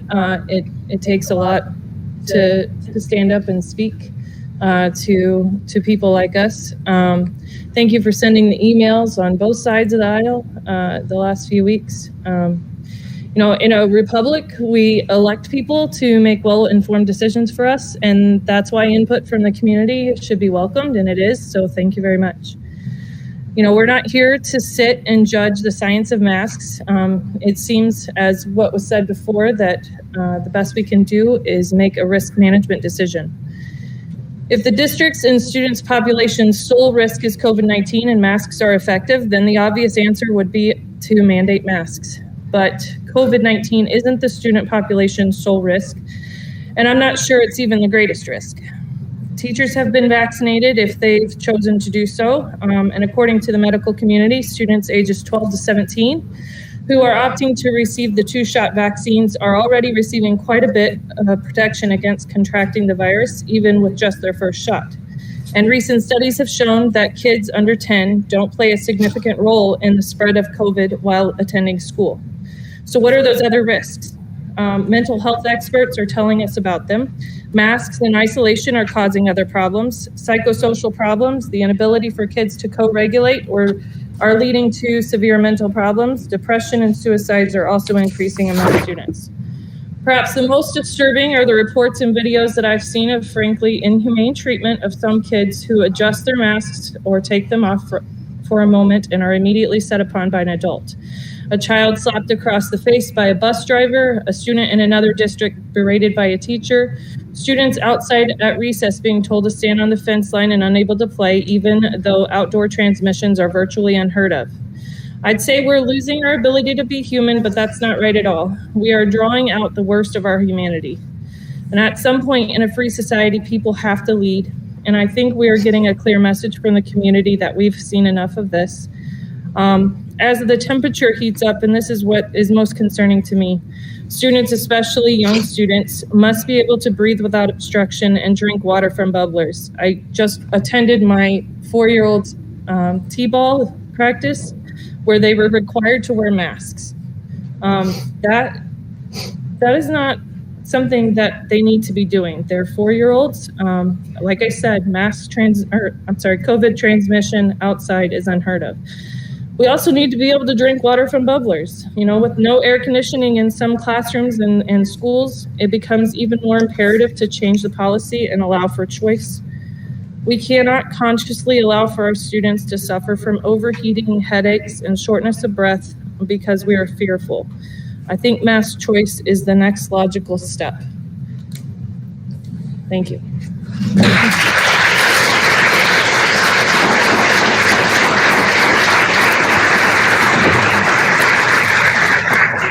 Okay, Rich, could you just clarify, they are able to bring water to class in all the schools. There's also a choice now at recess, whether they have their mask on or don't have their mask on when they're outside. I just wanted to clarify that. Yeah, both for the remainder of this school year and into summer school, students are allowed to bring water bottles and are allowed to take down their mask while drinking water, both indoors and outdoors. And fairly recently, within the last 2 weeks, we changed our outdoor masking policy, both for the rest of this school year, and it would continue into summer with the motion that's on the floor to be a choice for students when they're outdoors. Just a couple thoughts on the motion as it's presented. Okay, can I just finish? Oh, I'm sorry. Sorry, I didn't know if he was done. Okay, so my reason for supporting this right now is we have not been through a pandemic, at least in our generation. I have somewhat. My mom had German measles with me when she was pregnant in the early 60s. That was an issue. Polio, teachers in Wisconsin still have to be tested for tuberculosis because we were the spread of tuberculosis in schools. We don't see that anymore, but we're still required by law to be tested to get your teaching job. So I think what we're doing is what we can do to best suit where we're at right now in a pandemic that none of us have ever experienced in this city, this county, this state, this country. One of the parents said they would do anything to keep their child safe. Well, right now, this, for what we know, is anything. And it's not as much just your child, unless you want to ante up your child to be one of those 3 that have died or one of those, 16 that are under a certain age. I don't want to do that. I don't want to do that with my child. I don't want to do it with your child. We can't control what's happening outside the homes where a lot of the kids are coming into contact and getting positive from outside contacts. But we do need to control what's happening in our schools for the 8 hours that they're with us in the schools to protect not only your kids, but the other kids that are around them. I just feel, I was looking up some of the numbers as you were talking. It says 22% of the new COVID cases are through children, and a lot of the variants are coming through those. So I don't want to be having our kids at risk to be one of those kids that die because of that. My concern for my child, and she's 20, I told her, is not as much if you get COVID. I am concerned about that. She is at a lower thing, but I'm not sure what's going to happen to her as a long term. We don't know enough about a year from now, 5 years from now, 10 years from now. Is there going to be any side effects with things? That's my concern. And I feel like I want to protect the kids in our community for that reason. I hear a lot about I think our responsibility is to others in our community also, our neighbors, our friends, our community, our school communities. Our kids are our own priorities, but so are our neighbors' kids and so is our community. So that's why I'm in support of this.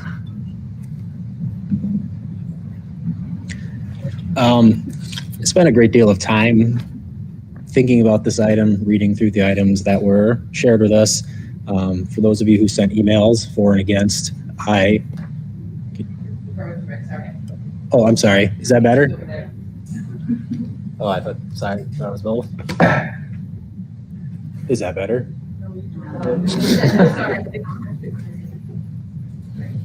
Is that better? Okay. I'll just start over. I spent a great deal of time contemplating this, reading through things. Everyone who sent an email, both for and against, I've read. Comments I've had with people, both in conversation, on the telephone, things like that, have listened to all those things. And then having my own personal experience with I guess, this whole experience in the pandemic as well. A couple of things that jumped out at me that are different today than were here in the past.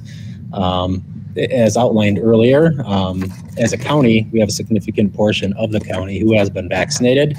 I've been vaccinated, and my family who's eligible has been vaccinated, and I strongly believe in them and encourage everyone else to as well. With temperatures rising and the opportunity for kids to be outdoors and participate in activities outdoors, I think that changes the denominator of this equation a little bit.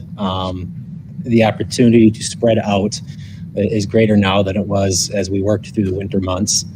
And piggybacking with that, the ability to social distance, both outside, looking ahead to summer school, which is fully optional, with a smaller group, mostly in buildings that are not air conditioned. In my own reflections with contact tracing and experience with it, I think 14 days was the initial recommendation. I know firsthand, Rock County had, and I don't know if the circumstances are dictated somewhat, but became aware after 7 days with a negative test on day 6, making a change back to in person, from what I understood, was allowed from the medical community.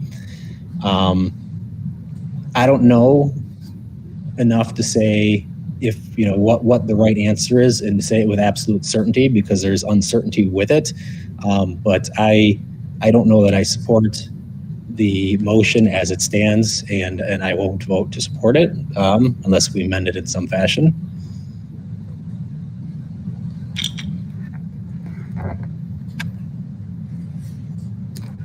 Rich, could you, since the motion includes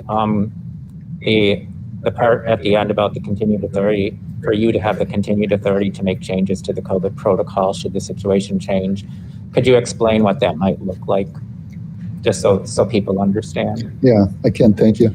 When we put our initial Milton Forward Plan in place last summer for this current school year, and even prior to that, when our students were fully virtual back in the spring, the board took action on approving our Milton Forward Plan, but they also gave me, as the district administrator, authority to make changes to that if needed, so that if there was something that happened between board meetings. Our board meets twice a month. There's typically 2 weeks between each board meeting, and there may have been a need for a more immediate decision to be made than we would be able to wait for a board meeting to happen. We've done that a couple times throughout the year. At times it's been to strengthen our protocol around COVID as the cases became more prevalent, and at times it's been to loosen our protocol as the cases have been less prevalent. I've tried to follow the recommendations of the CDC and DHS and Rock County Health Department, and I feel like that has served us well. I know that there are people with very strong feelings on both sides of this issue, and I respect everybody's thoughts on that, but try to always come back to what are they recommending for schools? What do I want to both recommend to the school board, and what do I want to take into account if there are a need for changes? With this particular situation, if the motion that's on the floor is approved, we would stay with our current plan through June 30th unless something changed. And we do have 2 school board meetings before. Then we have a school board meeting on June 14th and June 28th. With the CDC announcing that they plan on updating their school guidance in the coming weeks, although I don't know for sure what that will look like, I'm anticipating that their update will be to loosen their current recommendations. And as I mentioned before, if the CDC does that, that typically has an effect on what the state recommends, and it has an effect on what our county public health department recommends. If the motion that's on the floor right now is approved, we would go into summer school with the plan that we would have our face mask policy in place as it is right now. That would be a requirement indoors, the ability when outdoors to choose to take the masks off, even if you're not physically distant. I brought that recommendation to the board based on conversation with our staff, with our teachers, both our regular school teachers and also our summer school teachers. Our Teachers Association recommends that we keep this current in place until something new comes out from the CDC. But if something did come out, say that first week in June, I would not have any problem if CDC came out with a recommendation and it went to the state and Rock County Health Department. If their new recommendation was to make masking optional indoors in schools, I would have no problem either, depending on the timing, either moving to that for summer school or bringing a recommendation to the board at the next meeting that the board take action on. I don't know if that answered your question or. It did. Thanks, Rich. I have a question. How did you ask your staff? Was it anonymous or was it in a meeting? How did you present that? Is it all right with the board president if I answer questions from the audience? I know it's unusual.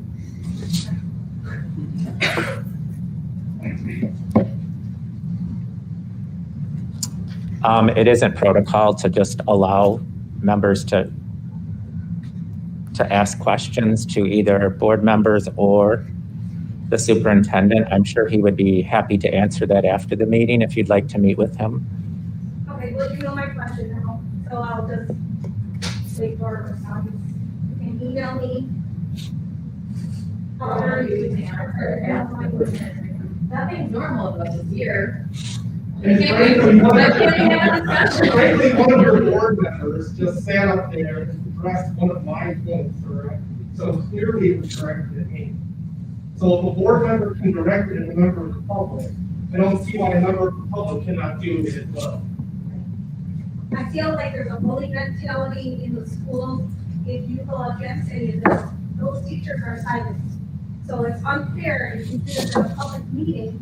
They're not going to give you their honest response. There's a lot that didn't show up here. So I think it's fair that we know all of this science, all of this data. If I could, can I respond to one thing? Sure. Yeah, I just want to remind the audience that at the start of the meeting, our board president reminded the audience that the opportunity to speak for the audience is during public comment. And there's an important reason for that. Our school board meets in public because we're open and transparent, and all of their meetings are held in public, but it isn't a public meeting. It's not school board meetings aren't a conversation between the audience and the school board, and even a question and answer session between the audience and the school board.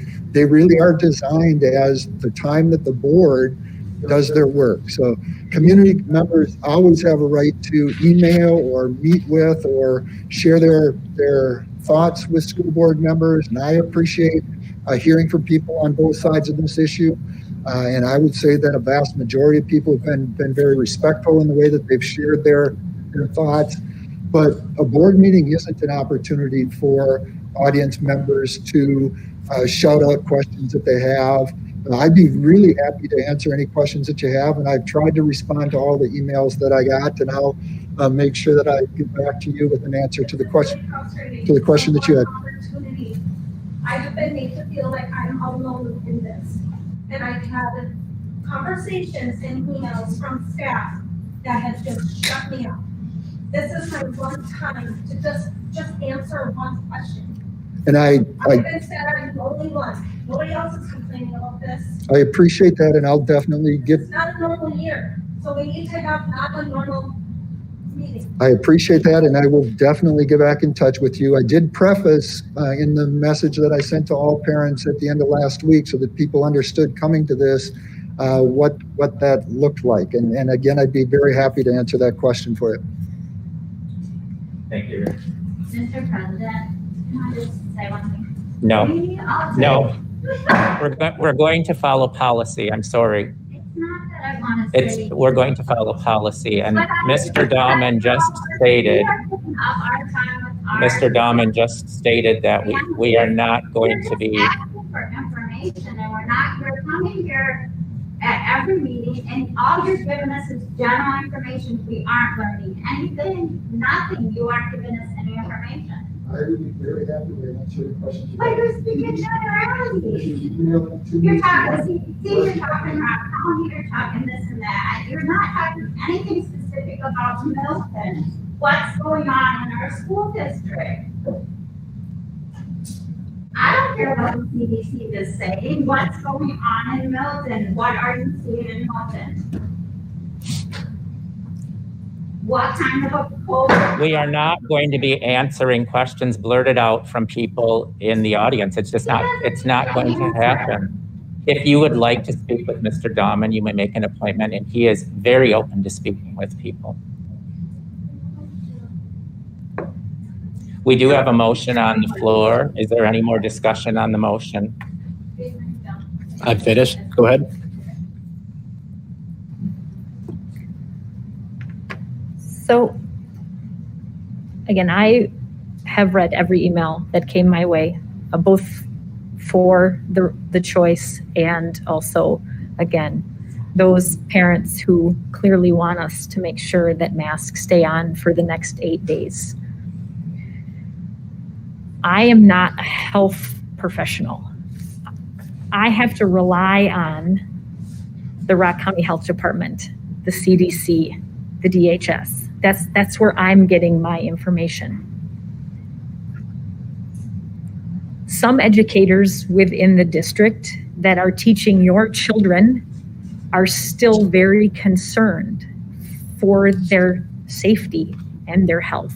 So I just want you to make sure that you realize that, again, there are many educators that are still very concerned. And again, I think for 8 days, they want to see the mask stay on. Having said that, I wholeheartedly realize that they're your children and you do have a choice to put a mask on their face or not. But we also, as collectively, we have to at least have some kind of guiding, educated decision. And the CDC, the DHS, and the Rock County Health Department, again, they are professionals, and they're obviously telling in memos that we are reading and information that is being shared with us. They're telling us, right, that they recommend the mask stay on. So I actually agree with Dave, though, that the way the motion is stated now, I will not support, because I feel as though the June 30th date is too broad. I think that the CDC may come out with changes, and I don't think we should require that the students leave the mask on for more than the 8 days that they have left of school.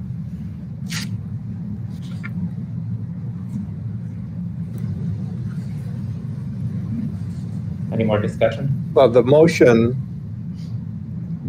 as written, so if it changes. It gives a specific date, though. It said in the motion, it says June 30th.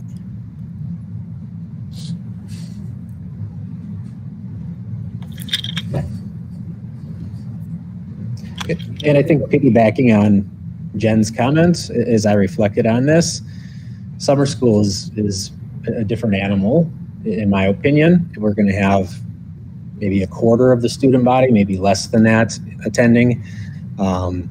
It would be and I don't say this because I know, I say this because I'm guessing, but I'm guessing we have the ability to do additional social distancing in that environment. And then certainly if I'm not correct me.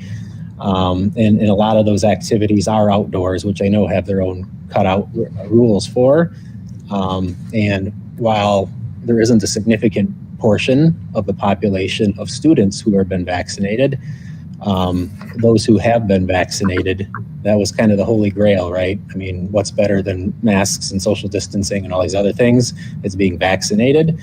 At a minimum, I would like to see carve-outs for those items and to revisit this for summer school as kind of my, I guess, threshold to entertain a yes vote. But before that, as presented, like I said, I can't support it as presented. When does summer school start?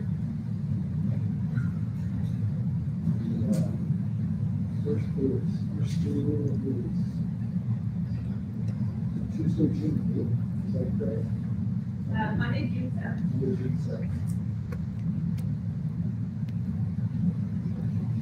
I guess, So the problem there is we're at the limbo then, so we're gonna start summer school without masks, or twice masks, and then let them get it to go backwards.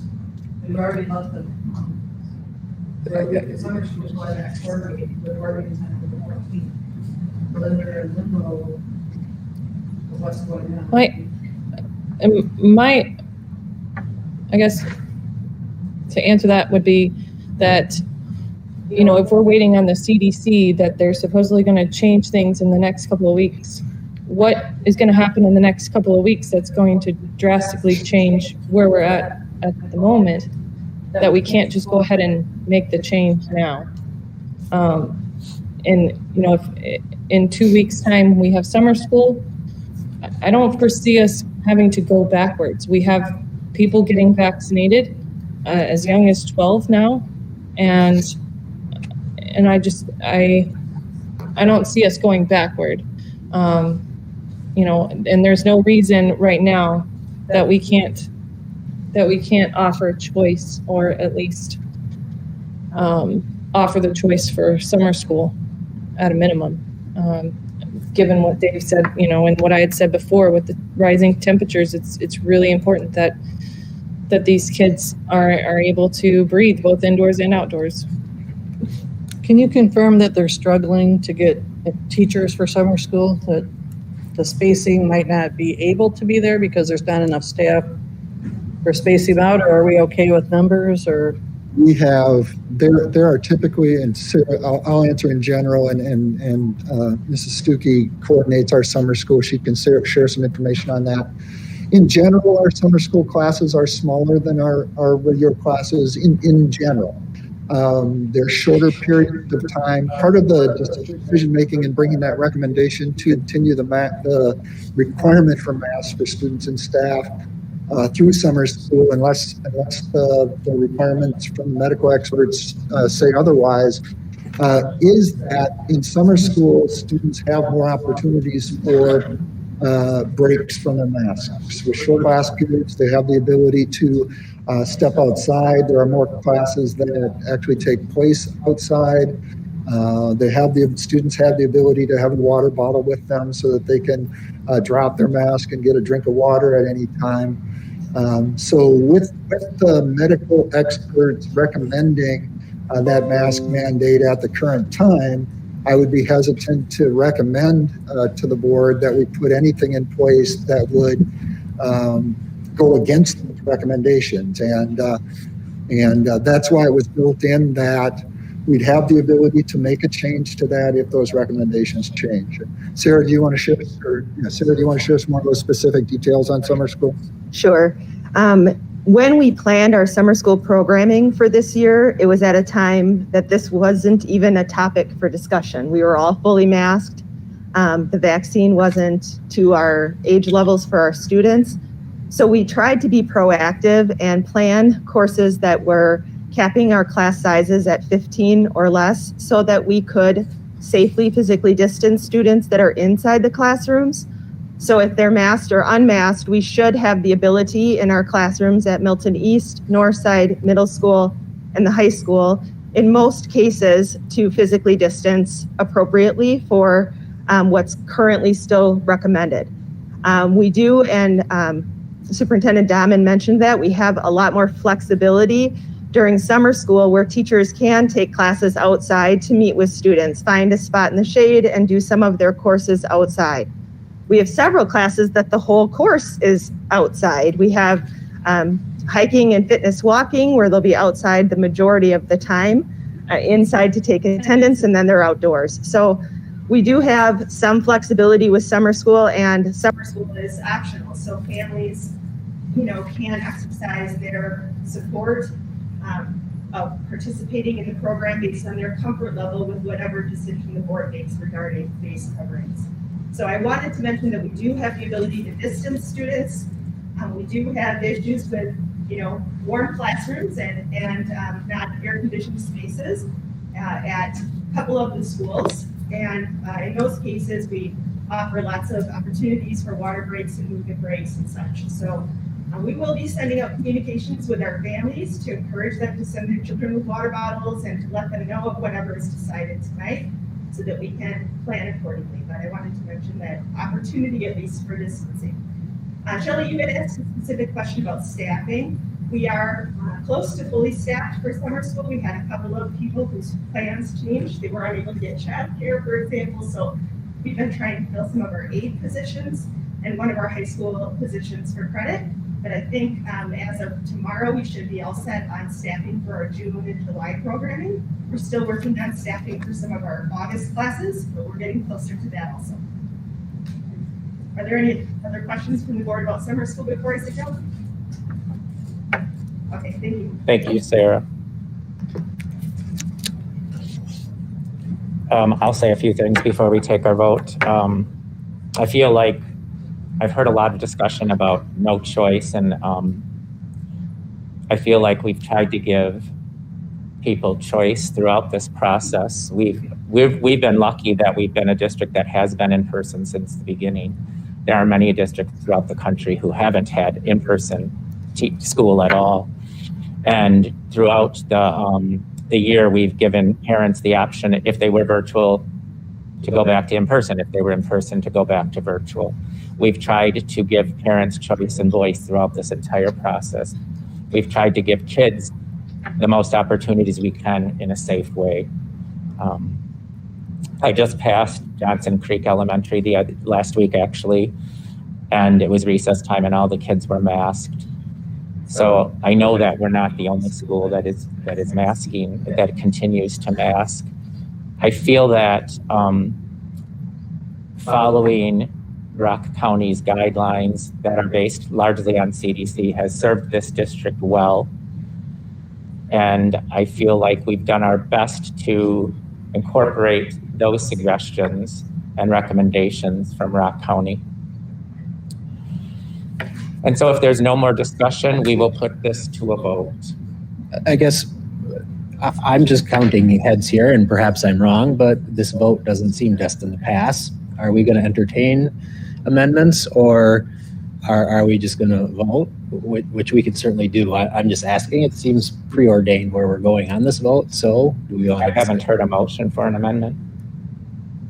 I guess I would so move, and I'm not prepared. I guess still organizing my thoughts on this, but for those who have been vaccinated, for classes that are outdoors and in environments which Sarah, for example, talked about for summer school, in which social distancing can be implemented effectively. Those seem like perhaps the low-hanging fruit of where we could look at altering the motion as it exists today. But I guess I'll digress if anyone else has an opinion on the matter. You're free to make a motion. I'm still working on the words, so I'm curious if anyone else has a comment on it. I could not support that. We can't, that would require us asking who's been vaccinated, and I can't support that. Because it's not a requirement right now, and it's not something that we've considered, and I mean, even Superintendent Nauman said that's not a requirement of staff and students, and so I don't think that is a motion that I could support.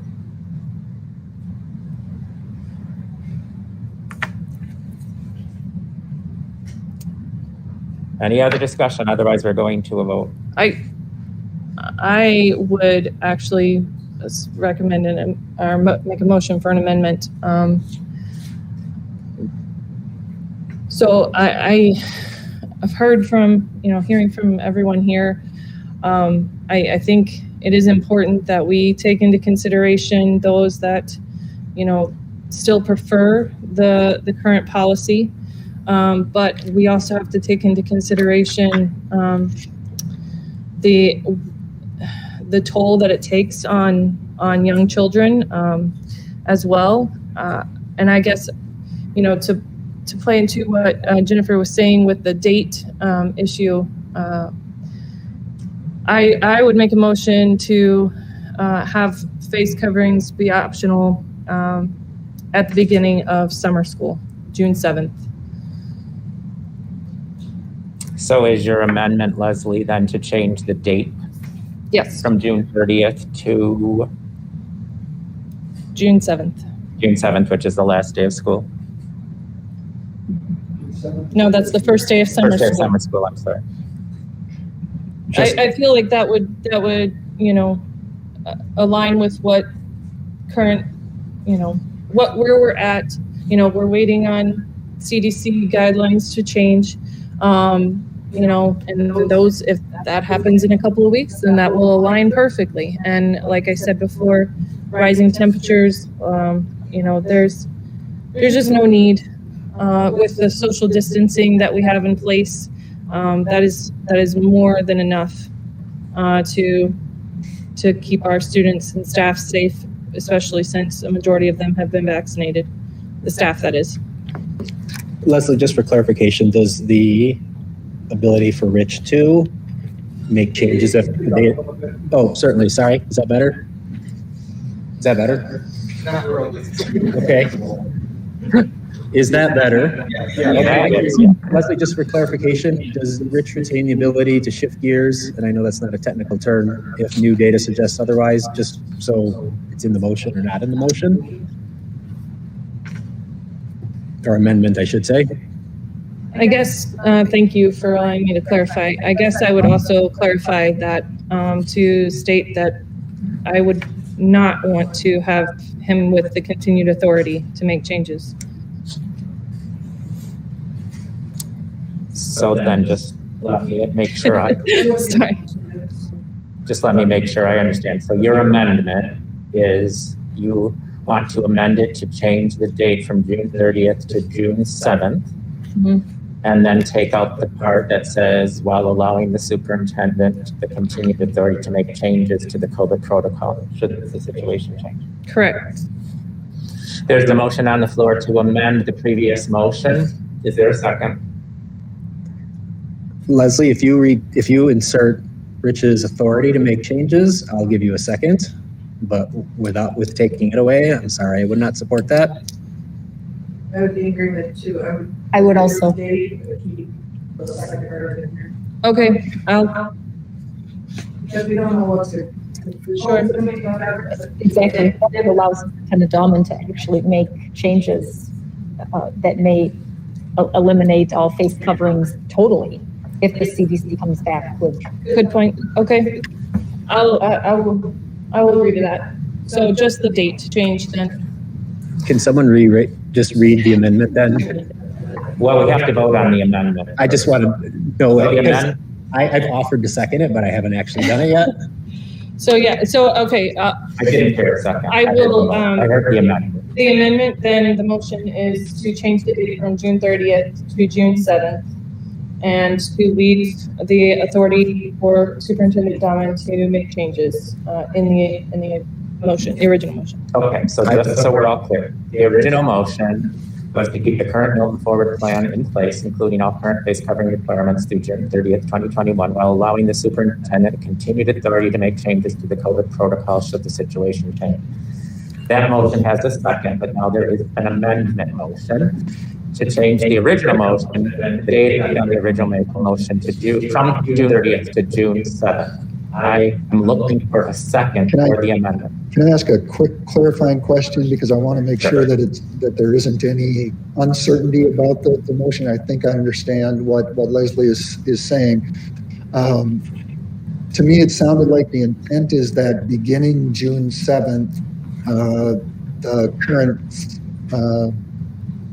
COVID masking protocol would no longer be in place. So if that is the intent for that first day of summer school, rather than just changing the date and having it say through June 7th, if we could say June 7th, just to hear that June 7th is that the current would no longer be in place as passes. Oh, yes, I see that. Yeah, I agree with that. That's what I interpreted as your intent, and I wanted to make sure it was clear and there was no tomorrow. Thank you. Say, well, what did we mean for sure on that? Great, thank you. So, yes, so to to go off of what he said until June 7th. Okay. I'll second that motion, Chair. All right. So there is a motion on the floor to amend the previous motion. The amendment states that the wording through June 30th, 2021 be changed to the following word, until June 7th, 2021. Is there any discussion on the amendment motion? I just want to say, we don't know what the CDC is going to change. We don't know if they're going to change anything. I think the original motion the way I look at it and read it, if something changes, gives Rich the authority to change that. Correct? Correct.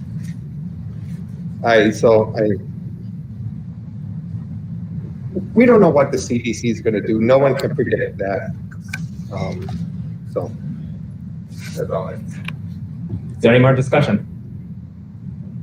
Just one more thing I want to make sure we're very clear on. The way the amendment is worded now, it would end the entire Milton Forward Plan, because the motion is keeping the current Milton Forward Plan in place, including all current face coverings until June 7th. So technically, the way that's worked, it would end not only our mask coverings, but all the other parts of our Milton Forward Plan, and I don't know that that was the intent either. So I just want us to be cautious with and alert to that. So you're saying it would end the contact tracing and all other social distancing and things of that nature? Those are all the things that are built in the Milton Forward Plan, and the way the amendment was read right now to state that keeping the current Forward Plan in place and including all current face covering requirements until June 7th, to me, if that's approved, would mean that the entire plan would no longer be in place starting June 7th. So then we would need to change the wording just a bit. We should probably... Right now we have to vote on the amendment. If you want to do a alternate There amendment. can be another amendment if you want to, but we need to vote on this amendment first. Robert's So, rules. Just so we're all clear, and we're only voting on the amendment. So the amendment would be the changing of the word from through June 30th, 2021 to until June 30th, 2021. June 7th. June 7th, I'm so sorry. June 7th, 2021. All right, any other discussion? So again, we're just voting on that amendment. And we will do a roll call vote, starting with Dave.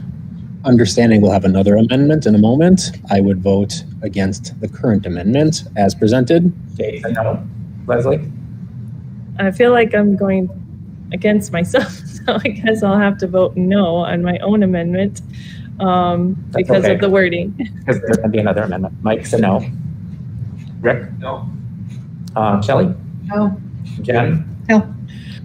Motion does not pass. Okay, so can I motion another amendment then?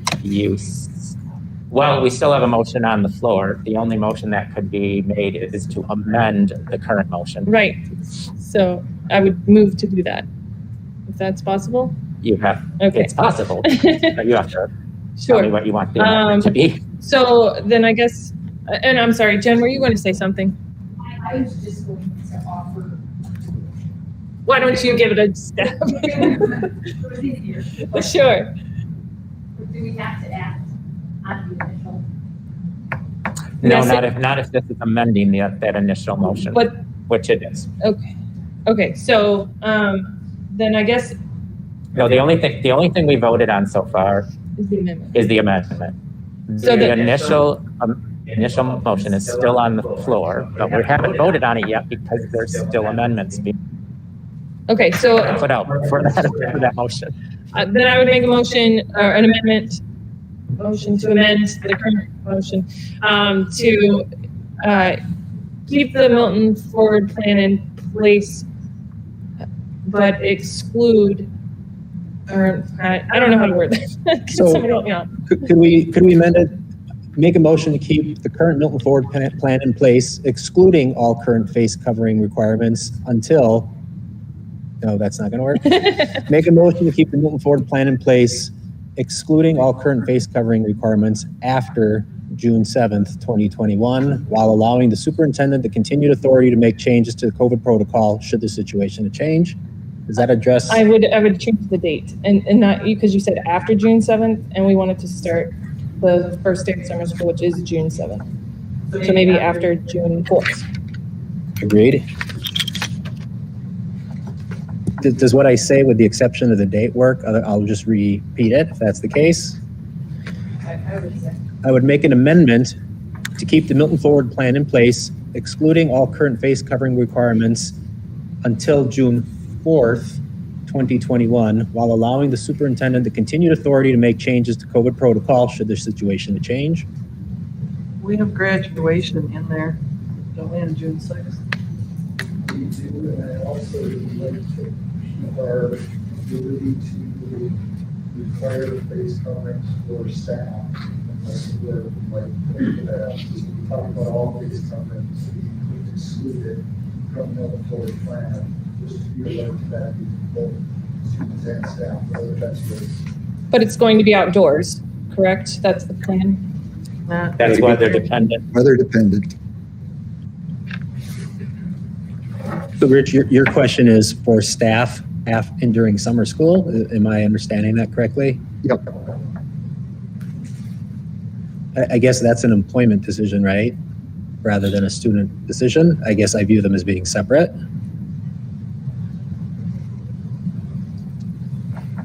I would, if the board takes action for us to not have any more masking requirements, which is what I heard in the amended motion, that would take away our administrative authority to require masks of staff. I still think the original motion is the best motion because if something changes, if it changes, we don't know what's going to change. We don't know when it's going to change. It gives Rich the authority to make any necessary changes. We don't have to meet again. We don't, we don't know what the changes are going to be. We can let Rich take care of it. And even with this amendment, he can still do that. He can still make those changes, even if, let's say, the CDC comes out with June 3rd or June 4th, he can still send out a letter, make those changes. We don't need a date, that makes sense, we don't need a date, then is what you're saying. But if we don't have a date, then it can be an indefinite thing, and I'm not okay with that. Well, my concern again is putting that date on there then requires the students for the entire month of June. If nothing changes, it requires the summer schools to wear a mask. And again, I'm in the camp with Dave. That the idea of, we've been told that they can social distance, they can be outside.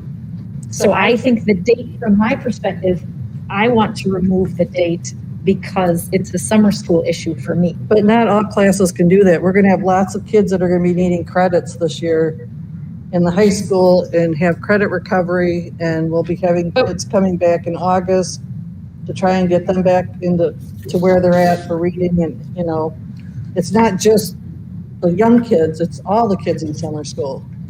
So between now and then, we're going to have a great deal of those students have the opportunity, should they choose to get vaccinated. Additionally, we'll have another 8 meetings in which to change course if something should indicate that that's the most logical way to go. I like the idea of putting some wind in the sails of doing something, giving ourselves some deadlines, gives us some responsibilities to keep our ear and eyes on what's going on. I think having some, they're not hard deadlines, because again, Rich has the opportunity if something dramatic happens one way or another, but giving ourselves some deadlines to make forward progress is healthy, whether it be in this or in any other matter in life. And we're not telling anyone that nothing can be done. We're saying that we'd like to continue to make sure that we're taking steps forward in the direction of trying to get back to normal as we can, while still recognizing that there are the opportunities for the unexpected, as there always will be, And this gives us an opportunity to continue to move towards what I think and hope is all of our goals. But as Rick says, that ability is there in the original motion. All of those things you're saying are there in the original motion. If we need to look at it, something different in June 14th, or board meeting, there may be something different that will be moving forward. That he could move forward before then. Sure, but if the CDC waits until July to come out with their changes, then the June summer school students have sat in hot classrooms or what have you for the whole month of June. And I think we need, we're moving forward. The CDC is moving forward, just like they've said. So many more students are going to have the opportunity to be vaccinated. So that shouldn't, it shouldn't stop us from moving our district forward just because the CDC is a little behind. If I may make a suggestion, we do have a motion on the floor that needs a vote because it has a second. And there's nothing stopping anyone after that from making a different motion. Right. I'm not trying to quell discussion. I'm just trying to move us along and keep us on point. And can you repeat the motion? I will be happy to. So there is a motion on the floor to keep the current Milton Forward Plan in place, including all current face covering requirements through June 30th, 2021, while allowing the superintendent the continued authority to make changes to the COVID protocol should the situation change. Any questions about the motion? We're not going with the amendment? The amendment didn't pass. No. We didn't vote on it. His new amendment. I didn't hear a new amendment. I heard discussion about a new amendment. I didn't hear you motion to make a new amendment, nor did I hear a second. So I had, and I'm going on memory here, I had motioned to keep the current Milton Forward Plan in place, excluding all current face covering requirements, starting June 4th,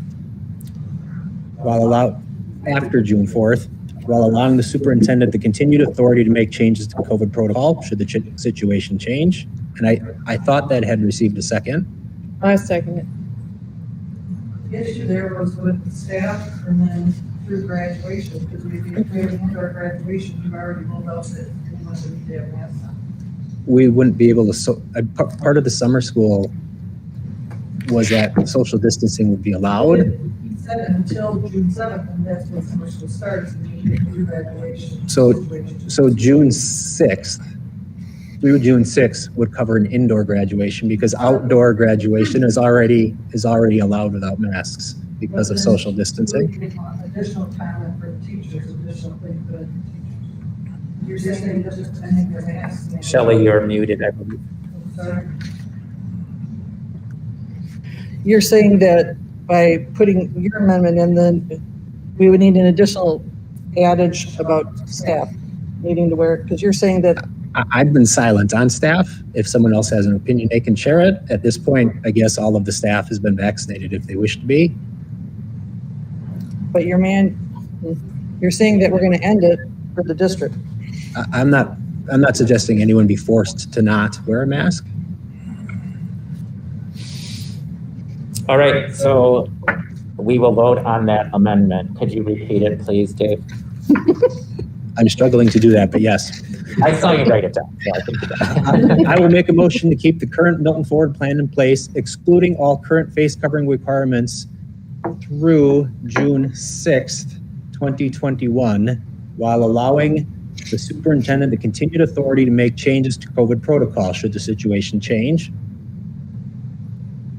I second that. Yep, and that was seconded by Leslie. All right, we're going to vote, and again, will be a roll call vote. We're going to start this time with Jen. Yes. Shelley? No. Rick? No. Mike is a no. Leslie? Yes. And Dave? Yes. So the motion does not pass because it needs a majority. Yep, and there's only 6 people here today. So we're back to the original motion then. So there is a motion on the floor to keep the current Milton Forward Plan in place, including all current case requirements through June 30th, 2021, while allowing the superintendent the continued authority to make changes to the COVID protocol should the situation change. We're going to take a vote on that original motion, which hasn't been voted on yet. Is there any question before we vote, just so we're all clear? Because I know it's been rather confusing for all of us. Will you say it one more time? I sure will. There's a motion on the floor that has been seconded to keep the current Milton Forward Plan in place, including all current face covering requirements through June 30th, 2021, while allowing the superintendent the continued authority to make changes to the COVID protocol should the situation change. And we'll do roll call vote again. Dave? No. Leslie? No. Mike is a yes. Rick? Yes. Shelley? Yes. And Jen? No. So that motion does not pass. Because again, it needs a majority and it did not get a majority. Just a quick note, if I can, on kind of summing up where we are right now. Typically, school boards have an odd number of members so that when there is a vote, there's a decision one way or the other, but that's not always the case. At times, a board member may need to abstain from a vote. A board member may be absent, as the case is tonight. There isn't any problem with a lack of action by the board. If a motion doesn't pass, it means that the status quo stays in place. In this situation, that would mean that our current Milton Forward Plan would stay in place. I would continue to have authority to make changes to that plan. As I shared earlier, if the CDC, DHS, Rock County Public Health come out with a loosening of their recommendations, I would have no problem making a change to our requirement for summer school. We've talked already about when summer school starts. That's a week before the next board meeting. So we definitely would bring this topic back at the June 13th board meeting if we're in the status quo. And I also shared out that our second board meeting is on June 28th. Our second board meeting of June is on June 28th. And our hope is to have more guidance about what next school year will look like in our plan. Would be that at that June 28th board meeting, we would bring information to the board for a decision about what fall school will look like, what the Milton Forward Plan will look like for fall school, with the idea that that's still 2 months before school starts, and there could be some changes potentially to it, but we want to make sure we communicate that out to families and staff as soon as we possibly can. So that's our plan at this time. Thank you, Rich. Thank you, Rich. For everyone who's attending, I'd like to thank you for your attendance. You are certainly free to stay for the rest of the meeting. We will not be offended, though, if you don't stay.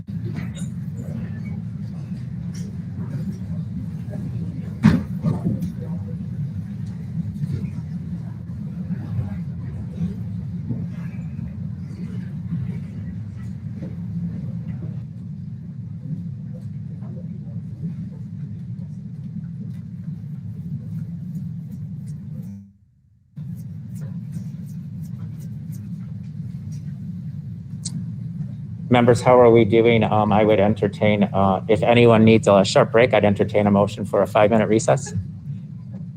Yeah, so move. Is there a second? A second. Okay, there's a motion on the floor made by Rick, seconded by Leslie.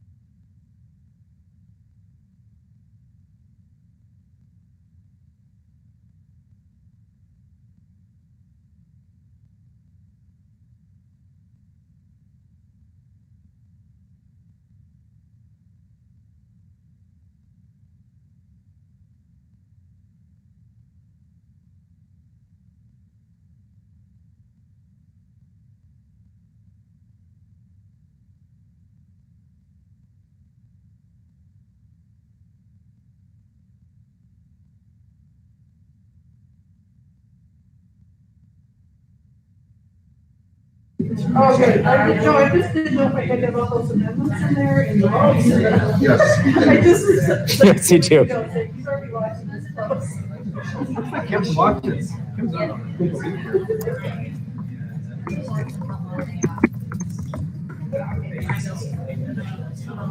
Okay. If everyone wants to. Okay.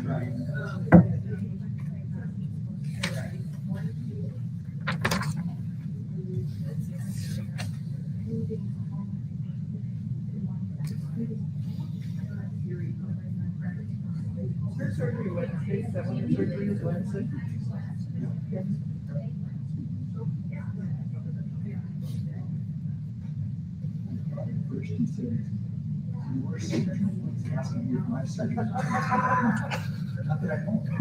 Let's hope not.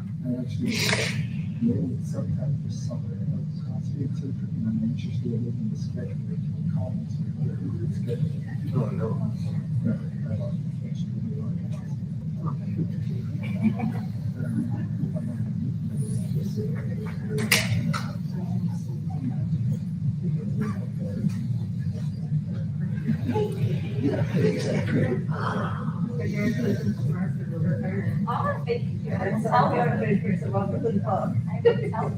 What Robbie did it. Okay, we're going to get started here.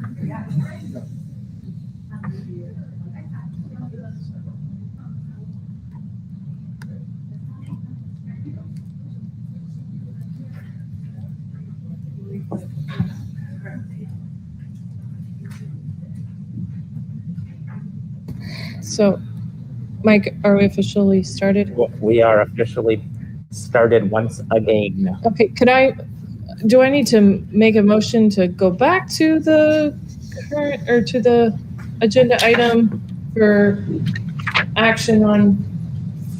We technically are still on B, so.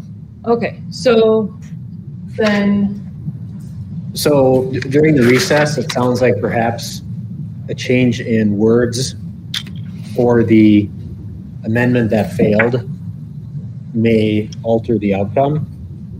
And so Leslie and I chatted during the recess, and I think what I will state will address the concerns that may result in a different outcome. And so I believe the motion had been to keep the current Milton Forward plan in place, excluding all current face covering requirements for students through June 6, 2021, while allowing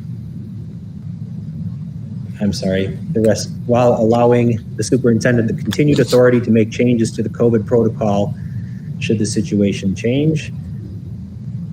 If that amendment is offered, I believe we would have a second and potentially a different outcome. Could you repeat that, please? Can I mention something real quickly, though? Certainly. I want the board to be cautious about having had discussions about an agenda topic while we were on recess. We're skirting open meeting laws by having discussions about agenda items while we're not in the meeting. So I just want to caution the board on that. And I think we finished that agenda item and have voted and moved on. well, we voted on, Because the public left also, so, I mean, they knew we were done. We're still online, right? yeah, we're still online.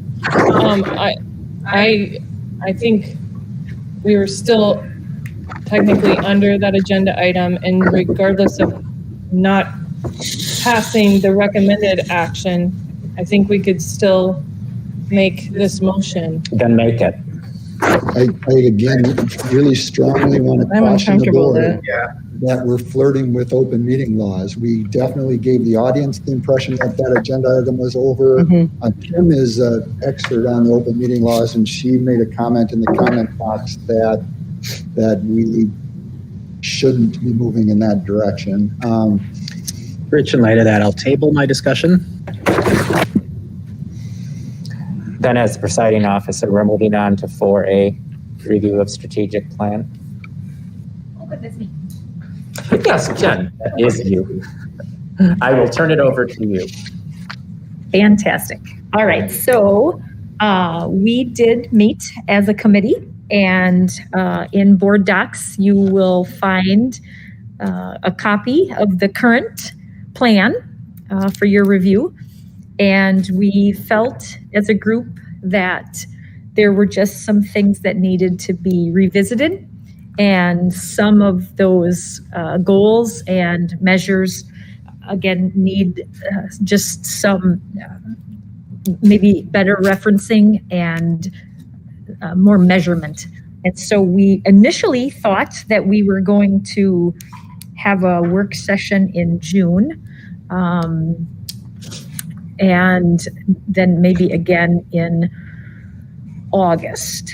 I am looking into perhaps having a facilitator join us for that particular work session. And that's kind of where we left it. I think Rich has an update perhaps that he'll share with us as well.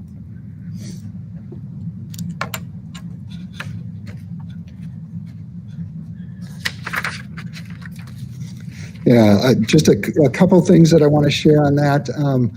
We will be getting a agenda item that's coming up later in the meeting is an update on our assessment program on iReady. And one of the things that is in that PowerPoint are the dates that some of our data is available.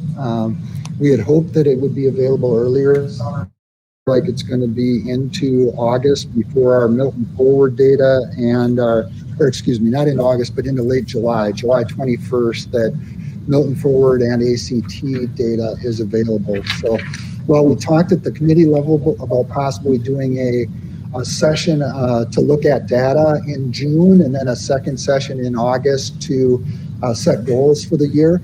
Now that we know when those availability dates are for the Milton Forward Plan and the ACT, I would recommend that we hold off until we have that information before we do our data day. And then I think the idea that the committee talked through was having two separate days, one a 2 or 3 hour session where we dig more deeply into the data, and then a 2 or 3 hour session of later, at a later date than that, to set goals for the year based on that data. And I think that plan works really well. I just would recommend that we schedule those either both in August, or even a data day in August, and then a goal setting day in September, separate from a regular board meeting where we block off a chunk of time and we work specifically on those two items. Okay, thank you, Rich. Anything else, Jen? No, that's all I have. All right, thanks so much. Moving on to number 5, Human Resources Committee report. Mr. Mullen, I will turn it over to you. Thank you, Mike. The Human Resources Committee met last week, Monday. First item on the agenda was an update on high deductible health plan and health savings account option. Chris. And I'm just trying to unmute here. Could you just tell the public who these people are? This is, of course, that's Chris Tukendorf, the Director of Human Resources. Okay, I'll be sure to talk loud once the computer unmutes. The first item was the update on the high deductible health plan. We have completed our open enrollment as of last Friday, May 21st. Initial information on the high deductible health plan was originally shared out with staff on May 3rd.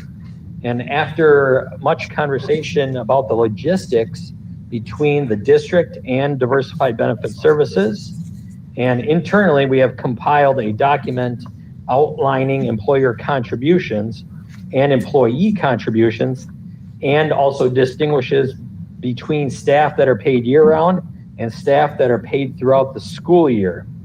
So this document has that's included in your board packet has been updated and also shared out with staff. So some of the data that we have had, and one of the questions that came up at our last board meeting was about how many staff that we've had attend our Diversified Benefits Services meetings on May 5th and May 13th. We had between 25 and 30 people attend. And as of last Friday, the Human Resources Department has received 19 high deductible health plan / HSA enrollment forms for the upcoming year. How many? I'm sorry, I missed that. Chris, how many was that? 19, did you say? We had 19, correct. Thank you. Is that considered a good number? I was looking for a bit more, but with the newness, if you will, to our staff, some staff need a little bit more time to kind of think about the plan, research it a little bit more, because the whole time we've been messaging it out, it's really on the individual. The district is not making a requirement; it's totally optional. So some staff have really gone the route of thinking about it, and then maybe next year we'd have a little bit higher open enrollment into the HSA. Will the open enrollment period for this particular plan be the same next year, or will it be tied in with the same open enrollment period for the other plan? Or are they all together right now anyway? They're all together right now. Okay. This year, we moved from a 2-week to a 3-week window. Chris, can you try and do it one more time? It shows that I am. Are there two separate, is that meeting opened twice on that website? It looks like it's a little frozen. Get a message from Kim that would be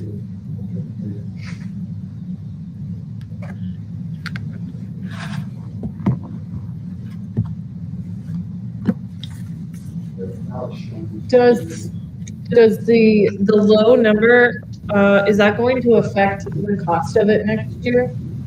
And no, it is not. Okay. So, and let me restate, can you please, Leslie, restate your question from before for the public in the recording? Was the open enrollment period the same as the other plan option, and is it going to stay the same for next year? And traditionally, our open enrollment periods only last 2 weeks. And for this year, because of the HSA introduction, we opened it up for 3 weeks. But we started it 1 week sooner than we traditionally have.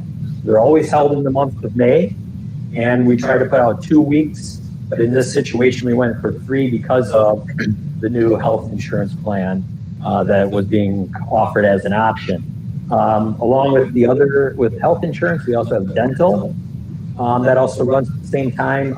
Employees are able to enroll into the all-purpose sick thing as well. So it's still a benefit, but they have that same window. And our flex starts at this time too, our flex dependent care, but that runs all the way through August, mid-August. Okay. I guess, is it an appropriate question to ask, like, what kind of feedback you were getting? We have had some feedback about the HSA. So I'd say want a little bit more time to think about it, but that's really on a high level. We have specific individualized questions that usually come by the way of HR, and we have encouraged staff to reach out to their financial advisor before making any of those kind of decisions. Sure. I don't think it's atypical, the initial adoption rate. I think industry-wide where HSA, HDHP health plans have been introduced, no one wants to try first, and after a couple of people adopt the plan and decide that the flexibility of the HSA and the opportunity for employee match actually works well for a lot of people. My guess is in year 2, there'll be some snowball effect with it. I certainly won't bet the farm on that, but just from my own observation and having had a similar experience, the second crop, if you will, of folks will have some endorsements and some positive feedback from some other folks who've had a chance to, I guess, be empowered with some of their healthcare expenditures, but we'll see. Absolutely. Thank you. Sure. Any other questions for Chris on that item? All right, thank you. Next is B, update on 2021-22 staffing positions. And at this time, we have not finalized the staffing baseline for our staff.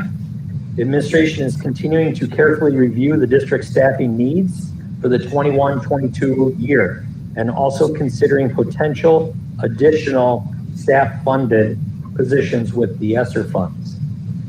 The board has approved contracts for our current staff, and we are posting and hiring FTE neutral positions. And Susan and I, later in the agenda, will be reviewing the need for a new position later in the agenda. Any additional staff positions after this evening will be brought forward for our 21-22 staffing review to the charge committee on June 7th, and then for the entire board's consideration on June 14th. And one last note on this topic, at the district's next policy committee meeting, we would like to review board policy 4111, so 4111, creating a position, and review and possibly update the policy language for our support staff employees. All right, thank you, Chris. Any questions on that? More info to come later. All right, thank you, Chris. Next is C, discussion and possible action on 2021-22 support staff compensation.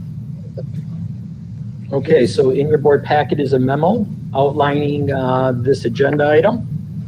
Also, please reference the support staff level starting rates draft and the 21-22 instructional support staff matrix draft. And this year has taxed our ability to fill positions in the district. Administration has reviewed support staff wages in the Badger Conference and Rock County.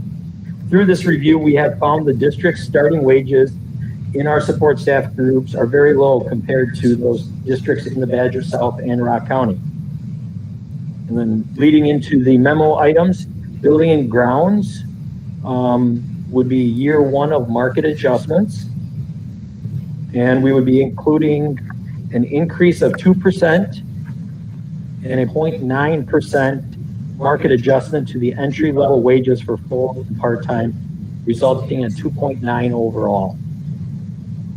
For technology staff, year one of market adjustments, a 2% increase to technology staff and technicians level one are placed on the new matrix, resulting in a 0.7 market adjustment, resulting in a 2.7 overall.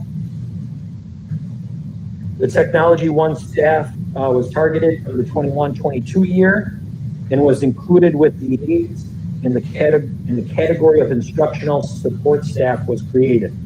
And that's the matrix that you have in front of you.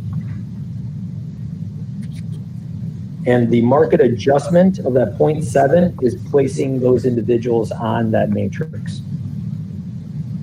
For the administrative assistants and bookkeepers, moving on matrix, the current matrix in place for them was equaling a 2%, an internal base market increase to admin assistants level one equaling 0.4%, sorry, resulting in a 2.5% overall. An adjustment of 50 cents was made to level one administrative assistants as an internal comparison to our current aid matrix.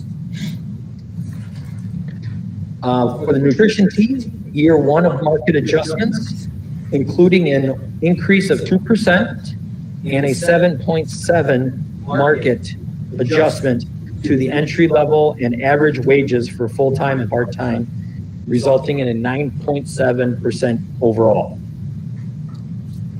Aides, year two of our market adjustments. So just a few months ago, we had talked about the initial placement on the matrix. We are now looking at including a step increase of 2.3% and a 4.7 market adjustment to the base wage, resulting in 7% overall. The instructional support staff matrix was again updated to reflect the step increase in market adjustments for the base wage for each of those three groups. The regular education aides, instructional education aides, special education aides, and the health aides. It is important to note that these percentages are averages across the different employee groups, and individual employees will not receive uniform market adjustments. A sample support staff letter of employment along with lists of support staff employees and their new 21-22 wages is included for the board's review as well. And then also included within your board docs are the supporting documents outlining the cost for each support staff group and the 2020-21 support staff comparables. Any questions on support staff compensation? Thanks for all that info, Chris. A lot of great information here. There's a lot of work put into this by the HR staff, our staff in the business office. So thanks to all of those people who helped to gather all of this info. It's very important for us and for the administrative people to have this information so that we can continue to attract and retain staff in these positions. So thanks to everyone for all that work in this. Chris, just a quick question, if I may. So the discrepancy in percentages is just based on getting those particular positions more in line with Badger South, right? That is correct. And you'll see up on the screen right here, this is a document that we have updated for this year. So you'll see the different employee groups and what we've had as starting wages over the last few years. And then what we are proposing for the 21-22, and then you'll see the red column is what the market is saying, what our Badger South and our Rock County school districts are saying. So you can see the discrepancy between that. Now, with these proposed changes, we're closing that gap to be more in line with those other districts and to hopefully help that retention and attracting new staff to our district. There's quite a difference in some of these, like the server and the lead on the nutrition team. I guess, and forgive my ignorance, how did you come about the decision to, I guess, make it 1175 instead of closer to the 1475? And I'm not proposing that we increase by any means. Sure, it's taking a look at all of our support staff and what the board has approved already with our teaching staff and our administrative staff and supervisors, and taking all of that into account and what our budget will allow for the upcoming year. So this is, like I mentioned when I was sharing, for the year 2 of market adjustments. For our nutrition team, this would be year 1 of our market adjustments. So we would continue to keep an eye on those markets as we year 2, and then make sure that we're continuing this conversation. Yeah. How many years do you think it's going to take for us to get up there? I do not know. I can speak a little bit to that, and I appreciate the questions because we started this process with our employee groups before Leslie came onto the board. So she's playing catch up a little bit with some of this information, but we've really worked on keeping 2 things in mind with all of our proposals for salary increases. One is to make sure that we live within our means as a district, and that we define as maintaining a balanced budget, not spending more than our revenue. And the other is to make sure that we compensate our staff fairly. And fairly is a pretty broad term and can be interpreted a lot of different ways. We've utilized our comparison with the Badger South Conference schools with all of our employee groups. And we also, for some of our employee groups, we also look at our Rock Conference neighbors, because for some employee groups, they may be more likely to take a job, continue to live where they live within our district, but take a job maybe in a neighboring district if the salary is considerably higher in a neighboring district. So we look at those 2 things, and Chris alluded to it earlier, but we found, especially in those two groups that were proposing the larger increases to our food service staff and our aid group, that those groups, especially for the beginning wages, were considerably below what we need to be able to offer to ensure that we can continue to fill positions when they open up. Chris mentioned earlier the difficulty that we've had at times in filling positions, and anytime we're looking to hire someone and we're not able to fill that position, there can be a lot of reasons for that, but oftentimes it's salary based. And having open positions puts a lot of stressors on everybody else across the district. Teachers have to pick up more work when building and grounds positions or aid positions aren't filled. I've seen teachers helping out more in the lunchroom, and our principals helping out in the lunchroom, even serving meals, because we've had positions we haven't been able to fill with our food service or school nutrition staff. So we look at what we have available, or what we anticipate we'll have available for revenue for the coming year, and then make decisions on where to focus those funds to meet those different needs. It is kind of how it all plays out. Down the road, it's hard to anticipate because we don't know for sure what our revenues are going to be from the state. But our plan is to use the same process year after year. Look at those comparables, look at our both internal comps and those external comps, but make sure that we are still living within our means too. Any other questions? Thank you very much. Sorry. No, I was just thinking. Okay. I would make a motion to approve the 2021-22 support staff compensation as presented. I'll second that. I just have to make sure I'm not muted. I am not. There is a motion on the floor made by Jen and seconded by Rick. Did I get that correct? To approve the 2021-2022 compensation for support staff as presented. Is there any more discussion? Hearing none, all in favor say aye. Aye. And opposed, nay. Motion Mike, carried. can you have the minutes reflect I abstained from voting? Minutes will reflect that Dave abstained from voting on this particular motion. Thank you. Yep. And D, Benefits Advisory Group meeting review. The Benefits Advisory Group met last week on Wednesday, the 19th. We had a relatively short meeting. Chris and Al Yeager gave a little overview of the things that go into planning, all of the HR type things. Three of the important things are things such as cost, compliance, and culture. And the three of those are tied together by a big piece of that, which is communication, which is basically one of the big points of the Benefits Advisory Group. People getting together, talking over things, and just discussing things. Chris also talked about what will be coming up next with the Benefits Advisory Group, which will be this fall. We're going to be discussing the other post-employment benefits, otherwise known as OPEB. Basically, which are anything available to retirees except pension, correct? That is correct, and not WRS. Correct, yes, thank you. It was a short meeting, not much there, but we will be picking things up back in the fall. Do you have anything to add to that, Chris? I do not. Okay. Any questions about that?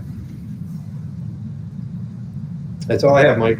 Thank you, Rick, and thank you, Chris, for all the information and all your time and effort in all of these issues. Much appreciated. Thank you. Thank you, Chris.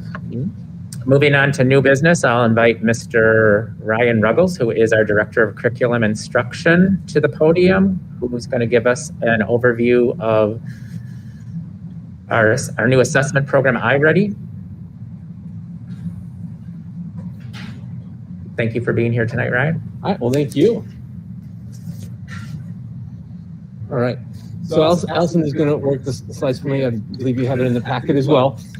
Just wanted to take some time today to talk kind of from a high level on our experience and as we reflect on the use of iReady this year. It's our first year of using that as our K-8 screener.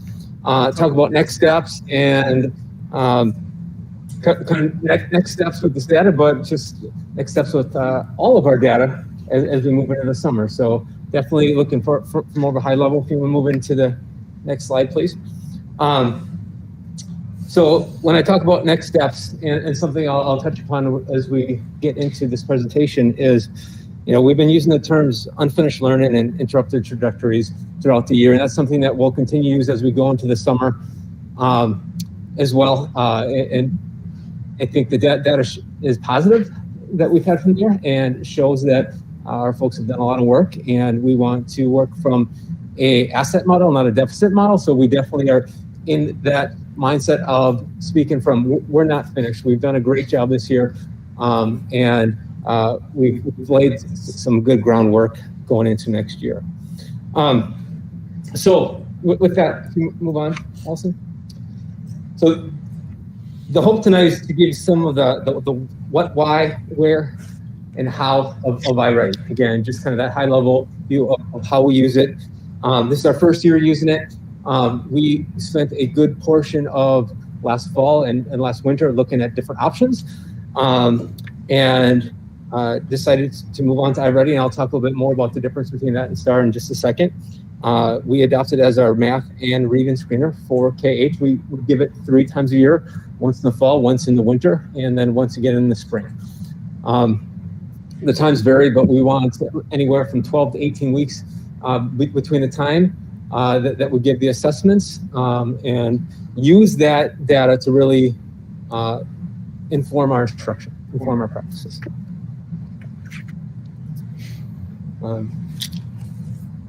A couple years ago, we had some good discussions around the use of STAR and how we use it, and the buy-in for that as a screener.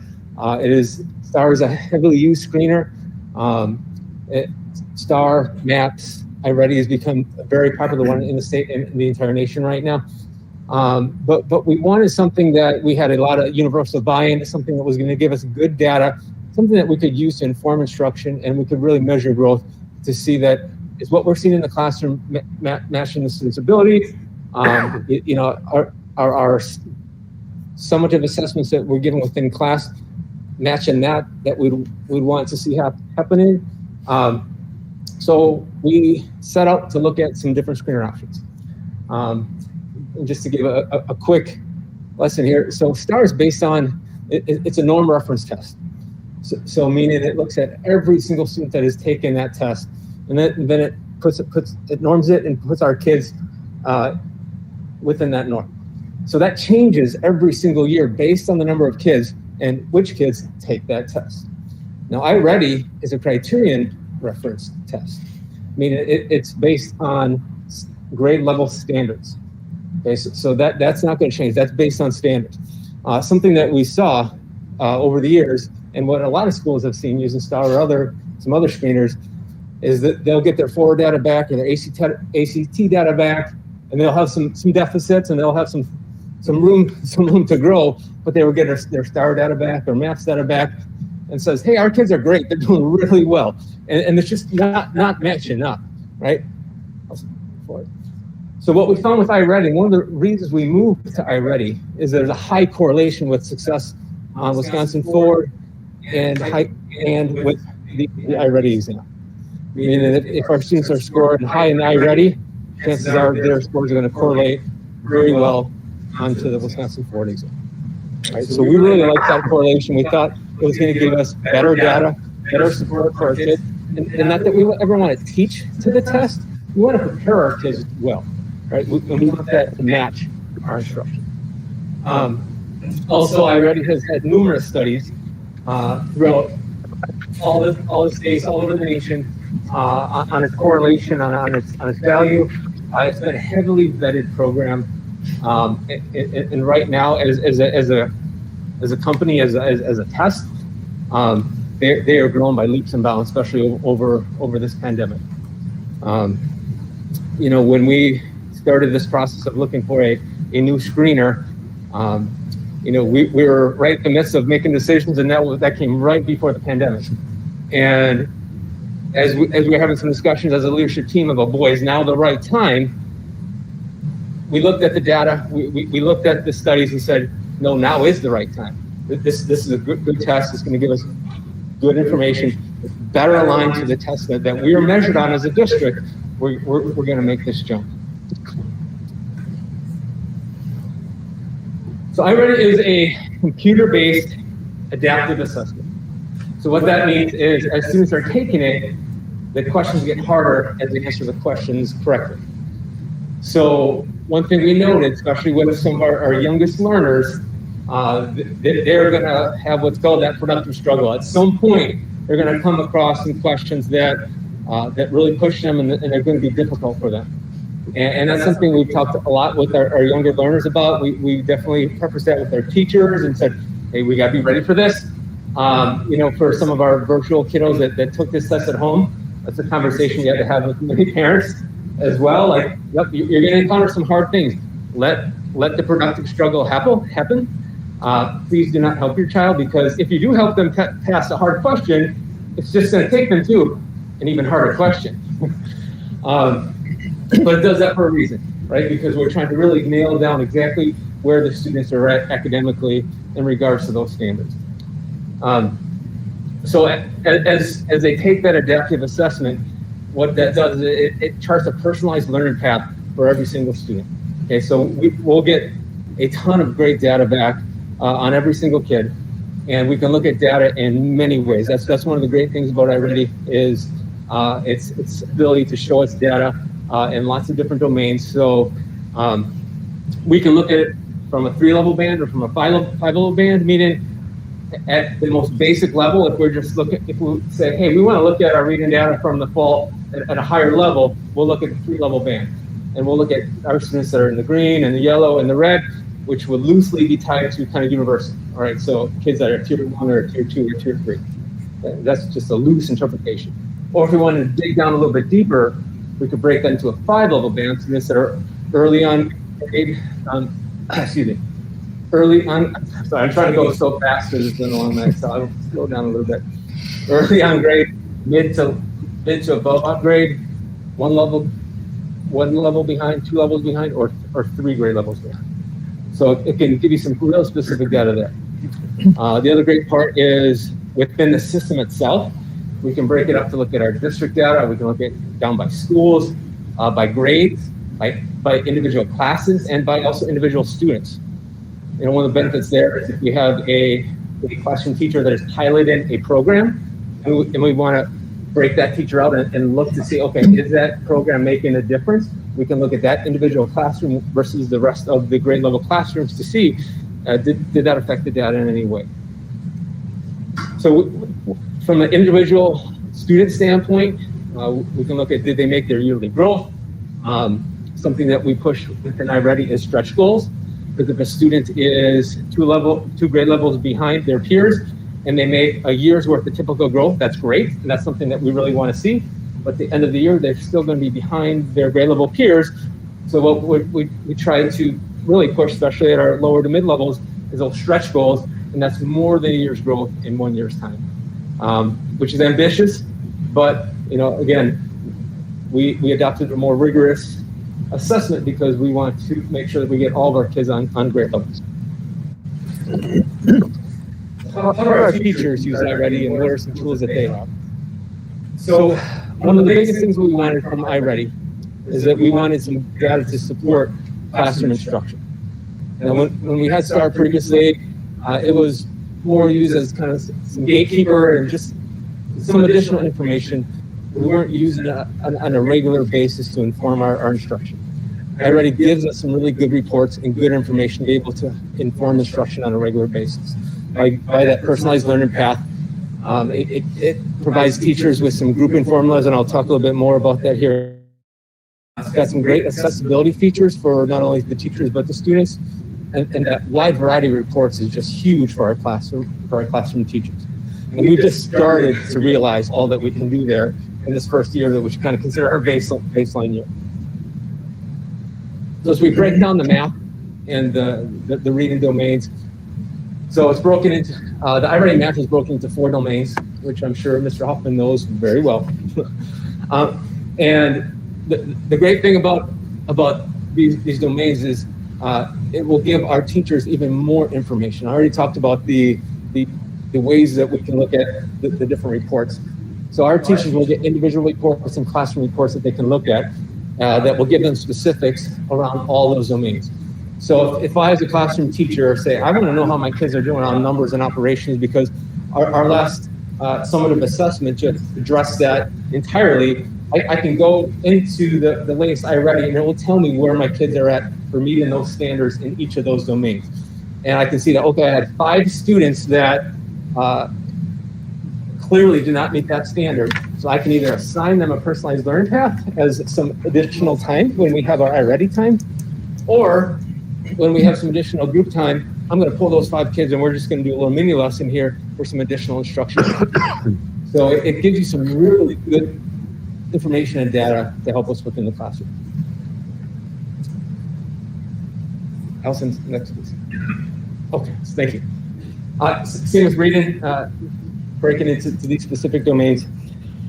And, you know, as we dug into some of the early results from our iReady reading, and had some good discussions as a team, it definitely, what we saw within that iReady supported some things that we thought were happening, and definitely highlighted that we needed to do some work around our ELA resources to make sure that our staff had the best resources to support instruction as well.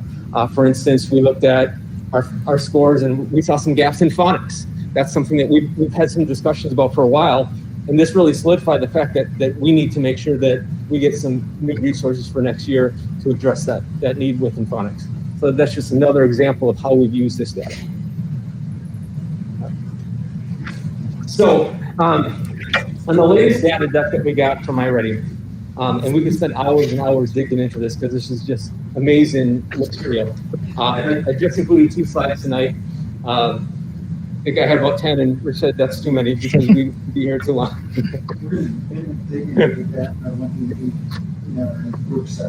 Yeah, absolutely. But I wanted to include these 2 because I feel like this pats our teachers on the back for the amazing job that they've done this year, and I really want to highlight some celebrations. So as we look at this graph, so the far left is the national norms from the spring of 1819. So that is every student in the United States that had taken iReady during the 1819 school year, and where they're at in their spring scores. All right. That middle column is the national in-school participation for this year for the spring. Now they pulled out the virtual kiddos from that data because they found some discrepancies between our virtual kids and our in-person kids. Okay, so our virtual kids didn't score overwhelmingly better, but a little bit better, with some questions around that validity of the full data from the kids that said virtually. So the middle column is all the kids in the United States that tested this spring for iReady. Far right column is here in Milton, our kiddos did. And as you can see, from the 1819 year to this year, there were some big drops in the national score. The number of kids that were 2 or 3 years behind their grade level peers doubled, almost doubled from 12% to 20%. And we saw a big drop in the number of students that were above grade or on grade level for the big drop for this one. The positive in the celebration, but just where we are at right now within Milton, we are close in some categories and better than where the national norms were in the 1819 school year. So when we talk about unfinished learning, interrupted trajectories, our kiddos and our teachers were doing amazing jobs, and we were on good paths. And we might have slowed, we might have plateaued a bit, but boy, I wish we had some data from a couple years ago where we were at. It's hard to compare our STAR to this test, but if you look at Milton versus the national norms from 1819, we got some positives, some good things to celebrate there, especially within the math. If you move on to the next slide for reading, it's similar as well. Not as big of a jump in students that were 2 or 3 grade levels behind from a national level from 1819 to this current spring, but still a a good sized jump, but a significant drop in the number of students that were mid to on grade level or above. And once again, Milton was just about the same, if not better, in most of the categories than the national norm from a couple years ago. So again, we're feeling pretty good about that. We're going to dive more into that data as the year goes on. We've been just really enjoying looking at this right now and making some plans as we go into the summer.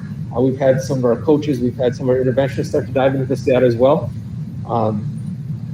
Trying to do this and finish the year has been a lot to take on, but it's been some really good conversations as we finish the year. I want to finish this up by sharing some information from iReady, from a national study they did this year on unfinished learning. And I'm sharing it for a couple of reasons, again, just so we can celebrate the good things that we've done, but also so we can kind of set the stage for our work going into the summer and our work going into the fall. I already found 6 common themes that they reported out on as they looked at their national data from what they have from years past the norm to this year and how all the students have taken everything they did. And they clearly found that this winter compared to the prior years, there's much more unfinished learning, and definitely our kids have not scored as well. That was completely apparent, especially in grades 1 through 7, particularly in early elementary.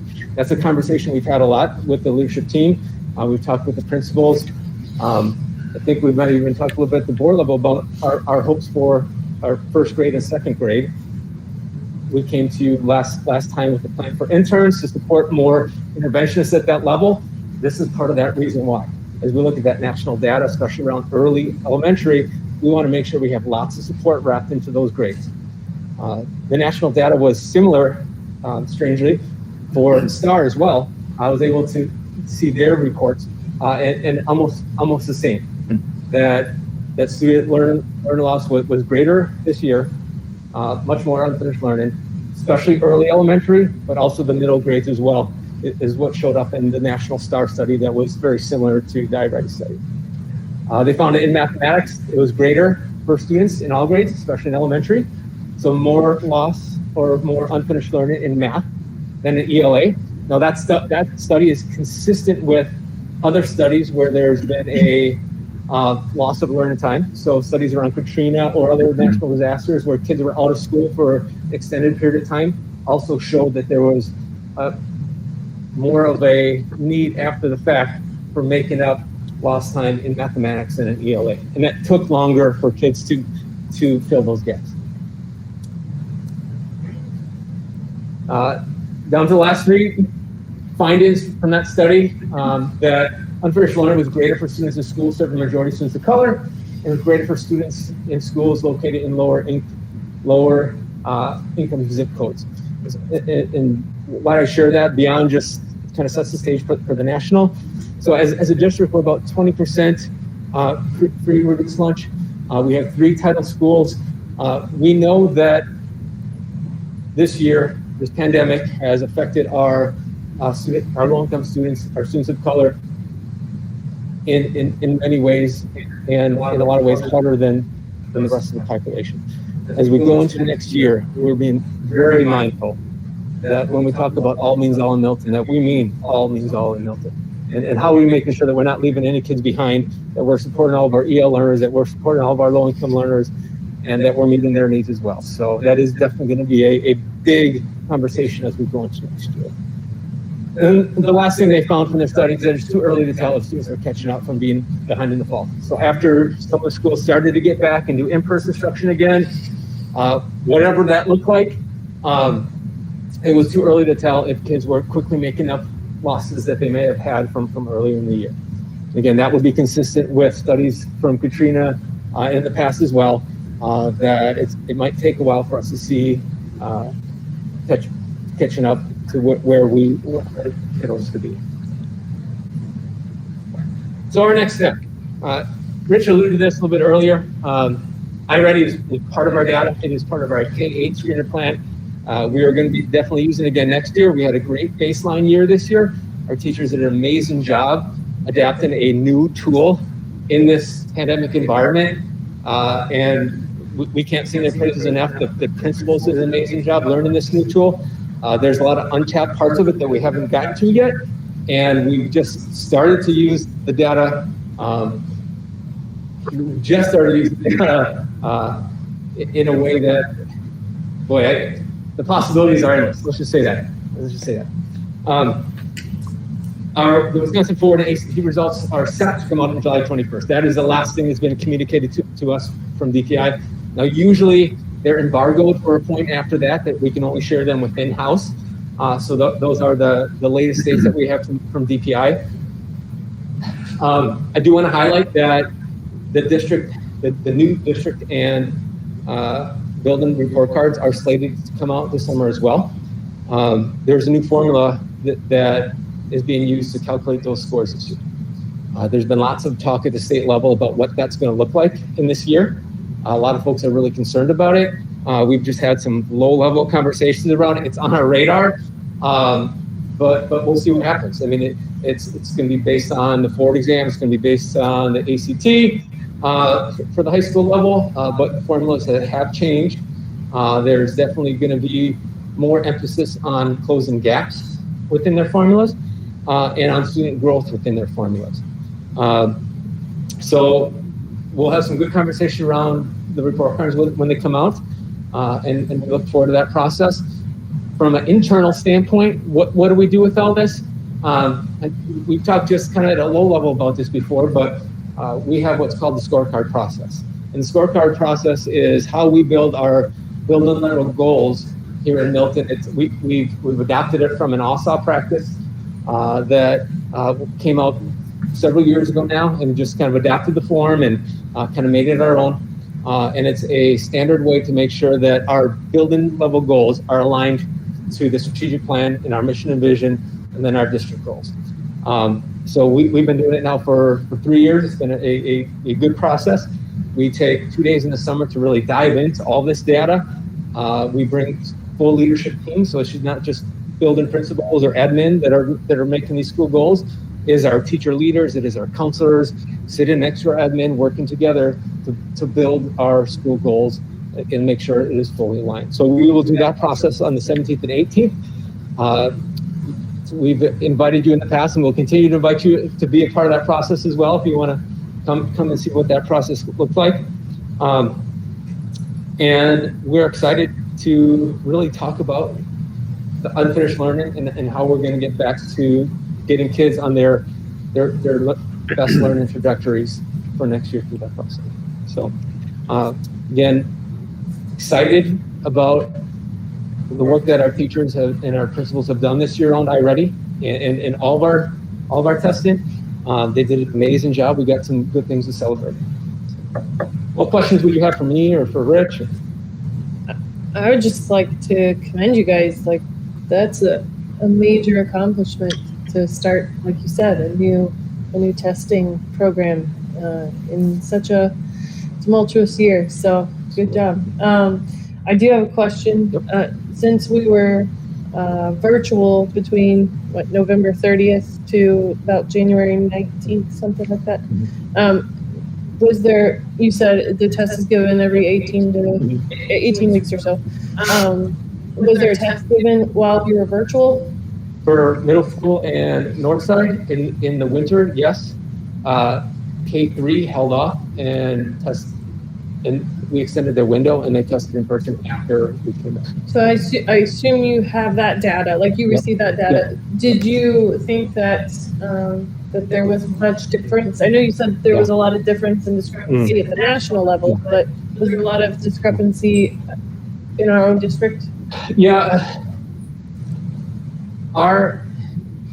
When you look at our kids that were fully virtual versus fully in person, our kids that were fully virtual at the younger level tested, we feel a little more strongly than our in-person kiddos. That would make us think that maybe there was some help from parents along the way. Our winter data And I can speak from having a 8th grader who took this test at home in December. I'm not sure he saw a lot of growth because I'm not sure how well some of our middle level kids took that assessment in the winter. Is there a thought or a plan? I guess maybe this is something that's going to be developed over the summer because we don't necessarily know if there's going to be a virtual option. But is there a thought or a plan of how to deal with that? If for those that choose to remain virtual, if that is a choice? Yeah, absolutely. So we just got the results of the survey back for K-12 on where we asked parents, are you interested in virtual learning for next year? And we have some meetings set up with each levels to talk about that. I can say pretty confidently, I think we'll offer something at the upper levels, but as we look at the lower levels, that's going to be a conversation. We asked the question, why? Why are you interested in virtual learning? And we're diving deeply into those conversations because what we want to see is, I learned really well in this model. Like we love the flexibility that gives us. This really meets my students' needs, and those are the answers we're looking for when why you're interested. Clearly, there's lots of health and safety reasons and that's understandable. But we want to make sure whatever potential option we put out there is going to meet the best learning needs of the kiddos. Because that was a growing conversation as the year went on of how do we make sure that we're holding our students to high level of rigor, but also that they're being accountable for their own work as well.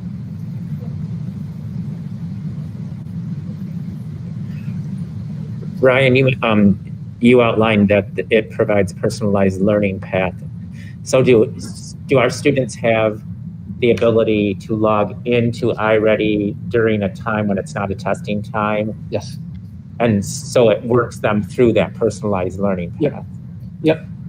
So it's not that it just shoots out a set of skills the students need to work on. It actually provides them exercises and practice in those skills. Yep. Yeah. A teacher can assign those paths for them, and students can go in and work on ELA. They can work on math, and then it will give some pretty specific information to each individual student as well in terms of here's some things you can be working on, and here's some of your strengths and here's some of your deficits.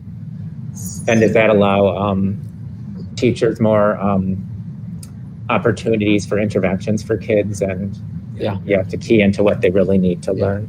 Thank you. Yeah, the middle school has just met recently with Burlington, who does something called iReady Time, where they do just that. They just drill into the needs, and they've seen some incredible gains over the last 2 years. Yeah, that's a really nice feature that STAR didn't have. So good to know that we're using that. I'm sorry. Since this was our first year, you mentioned that we know now what resources we're going to purchase, or have a plan for resources that we're going to purchase.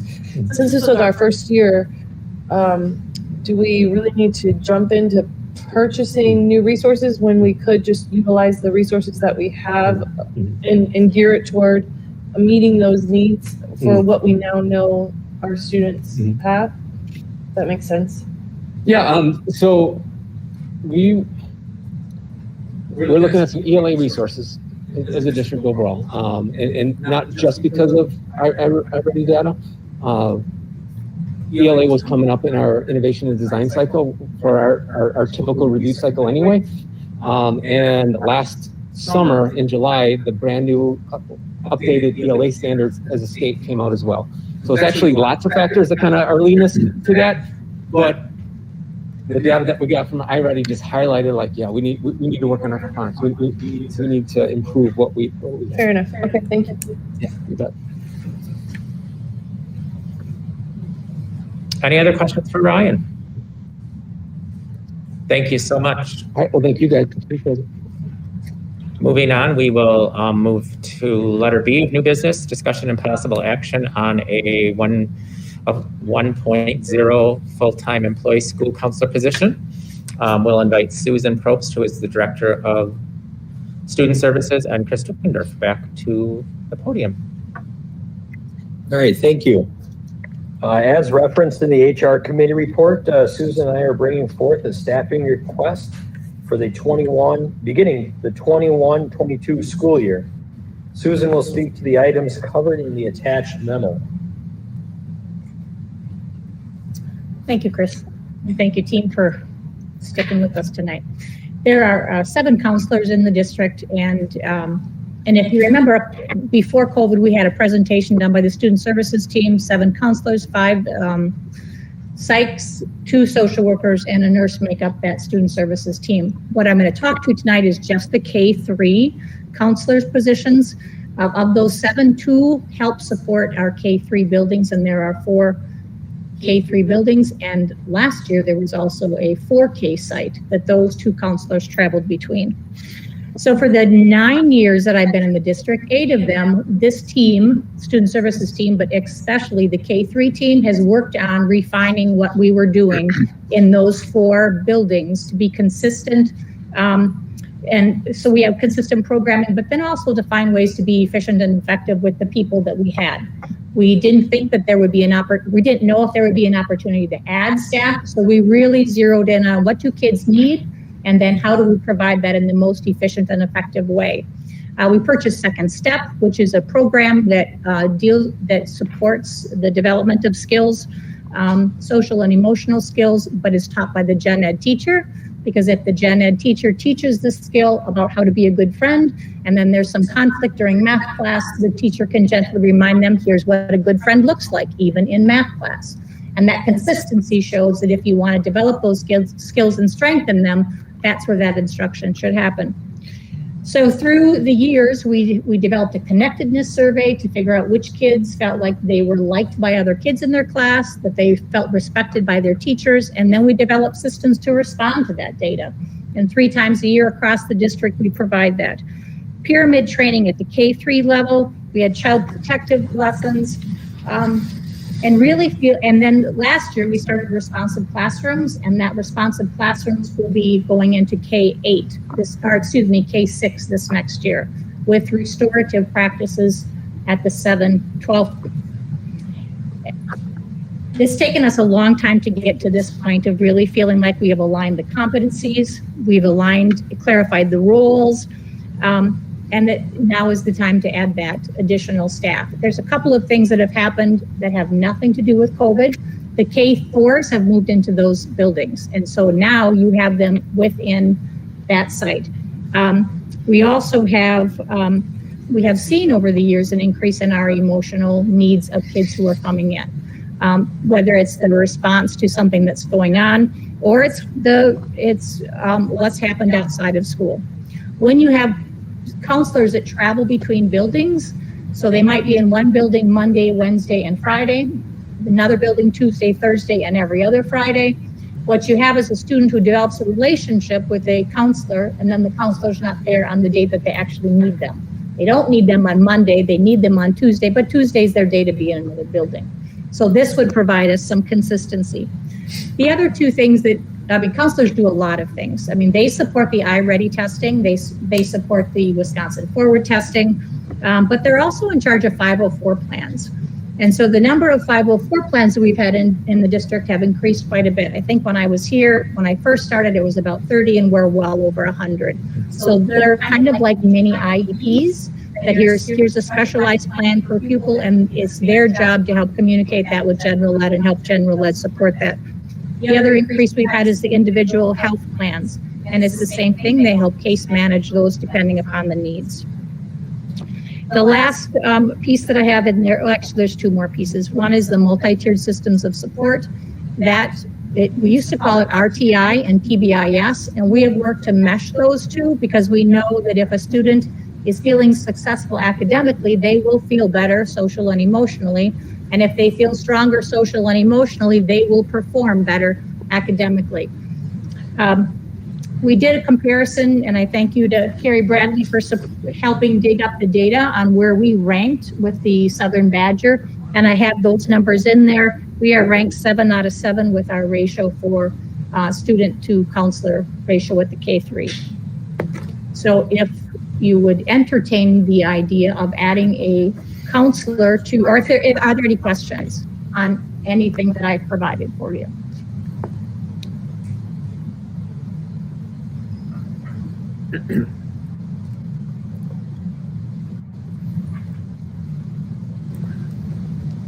If I'm understanding it correctly, Susan, there's still going to be a counselor that will be shared between Consolidated and Harmony. Okay. And that made sense to have that traveling person have the same principal. So they would have Sarah Stuckey and the counselor, and then they would see each other enough to be able to communicate what's going on in both of those buildings. Yes. So there still will be a traveler. Okay, if there are no questions for Susan, this is an action item. Mr. President, I'd like to make a motion to approve adding a 1.0 FTE school counselor position starting in the 2021-22 school year as presented. A second. There's a motion on the floor made by Rick, seconded by Shelley, to approve adding a full-time position school counselor starting in the 2021-22 school year as presented. Any discussion? Carrie, I have a question, just because it's our job to make sure there's money for everything, and there is money for this. Yes, it's a cost neutral. I love working with Carrie because we looked at ways where we could trim up in other places for this. The K-3 principals, when we went to them and said, is this a priority? They said, absolutely. This is the thing that we need the most right now. So it is a cost neutral request. Okay, thank you. Any other questions, discussion? Hearing none, all in favor say aye. Aye. Opposed, nay. Motion carries. Thank you. Thank you. Moving on to letter C, action on the 2021-22 new open enrollment applications. I'll make a motion to approve the recommendations for the 2021-22 new open enrollment applications as presented. A second. So motion on the floor made by Rick, seconded by Leslie, to approve the recommendations for the 2021-22 new open enrollment applications as presented. Any questions or discussion? Hearing none, all in favor say aye. Aye. And opposed, nay. Motion carries. Moving on to miscellaneous. Letter A, action on staffing reports.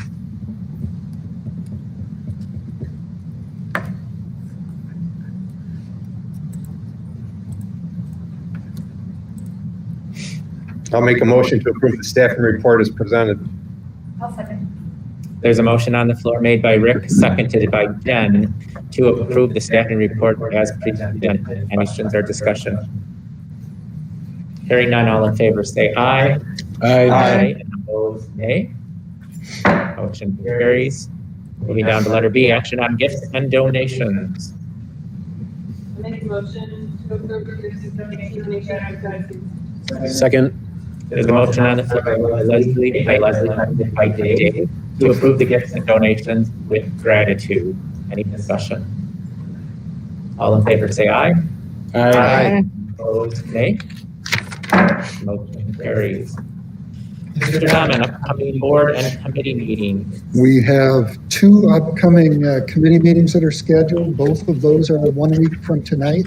The Finance Committee will be meeting at 5:30 here in the PDC at 5:30 on Monday. 2 weeks? That's 2 weeks. 2 weeks. Yeah, that's not 1 week from tonight. June 7th, Monday, June 7th, Finance Committee at 5:30, and the same evening, June 7th, HR Committee at 6:30. Both of those on June 7th. That work, Jim? And then the next full board meeting is on the following Monday, June 14th, also at 6:30 p.m. I'll be working with Jennifer to look at scheduling the strategic planning work sessions coming up later in the summer. All right. Thank you. Before we adjourn, I'd like to make just a few closing comments. And you know, it's been a long evening, so I will be brief. but I try to live my personal life in a spirit of gratitude. I think even in really, really difficult times, there's always something to be thankful for if you search. To say this has been a crazy year would be mild. So I want to express to our leadership team, Mr. Dahman, and all of our administrative team, my sincere gratitude for all the work you have done this year. There are not enough words to say what you've done, how you stretched yourself, how you worked on behalf of our students and families, and I thank you for that. For all of our teaching staff, they've been amazing. It's kind of near and dear to my heart because 2 years ago, this would have been me. And so to the teaching staff, there aren't words to say how much you've done for students this year. All the extracurricular to our sports and Jeff Spiewak and to our music departments that I've seen kids out playing clarinet and flute on the lawn, and I've seen amazing things done. So thank you to you, to all of our support staff, our custodians and our aides and our secretaries and everyone who's in school on behalf of students. You've done an amazing job this year, and I appreciate that. And then lastly, but not leastly, to our students and our families who have endured this year and who have really persevered, and for all your hard work. We appreciate you. We thank you. And with that, I would entertain a motion to adjourn. So moved. Go ahead, Leslie. Leslie has moved to. Okay, I second that. There's a motion on the floor made by Leslie, seconded by Rick to adjourn. All in favor say aye. Aye. Aye, and opposed, nay. Motion passes. You got the second on that? Yes, yes.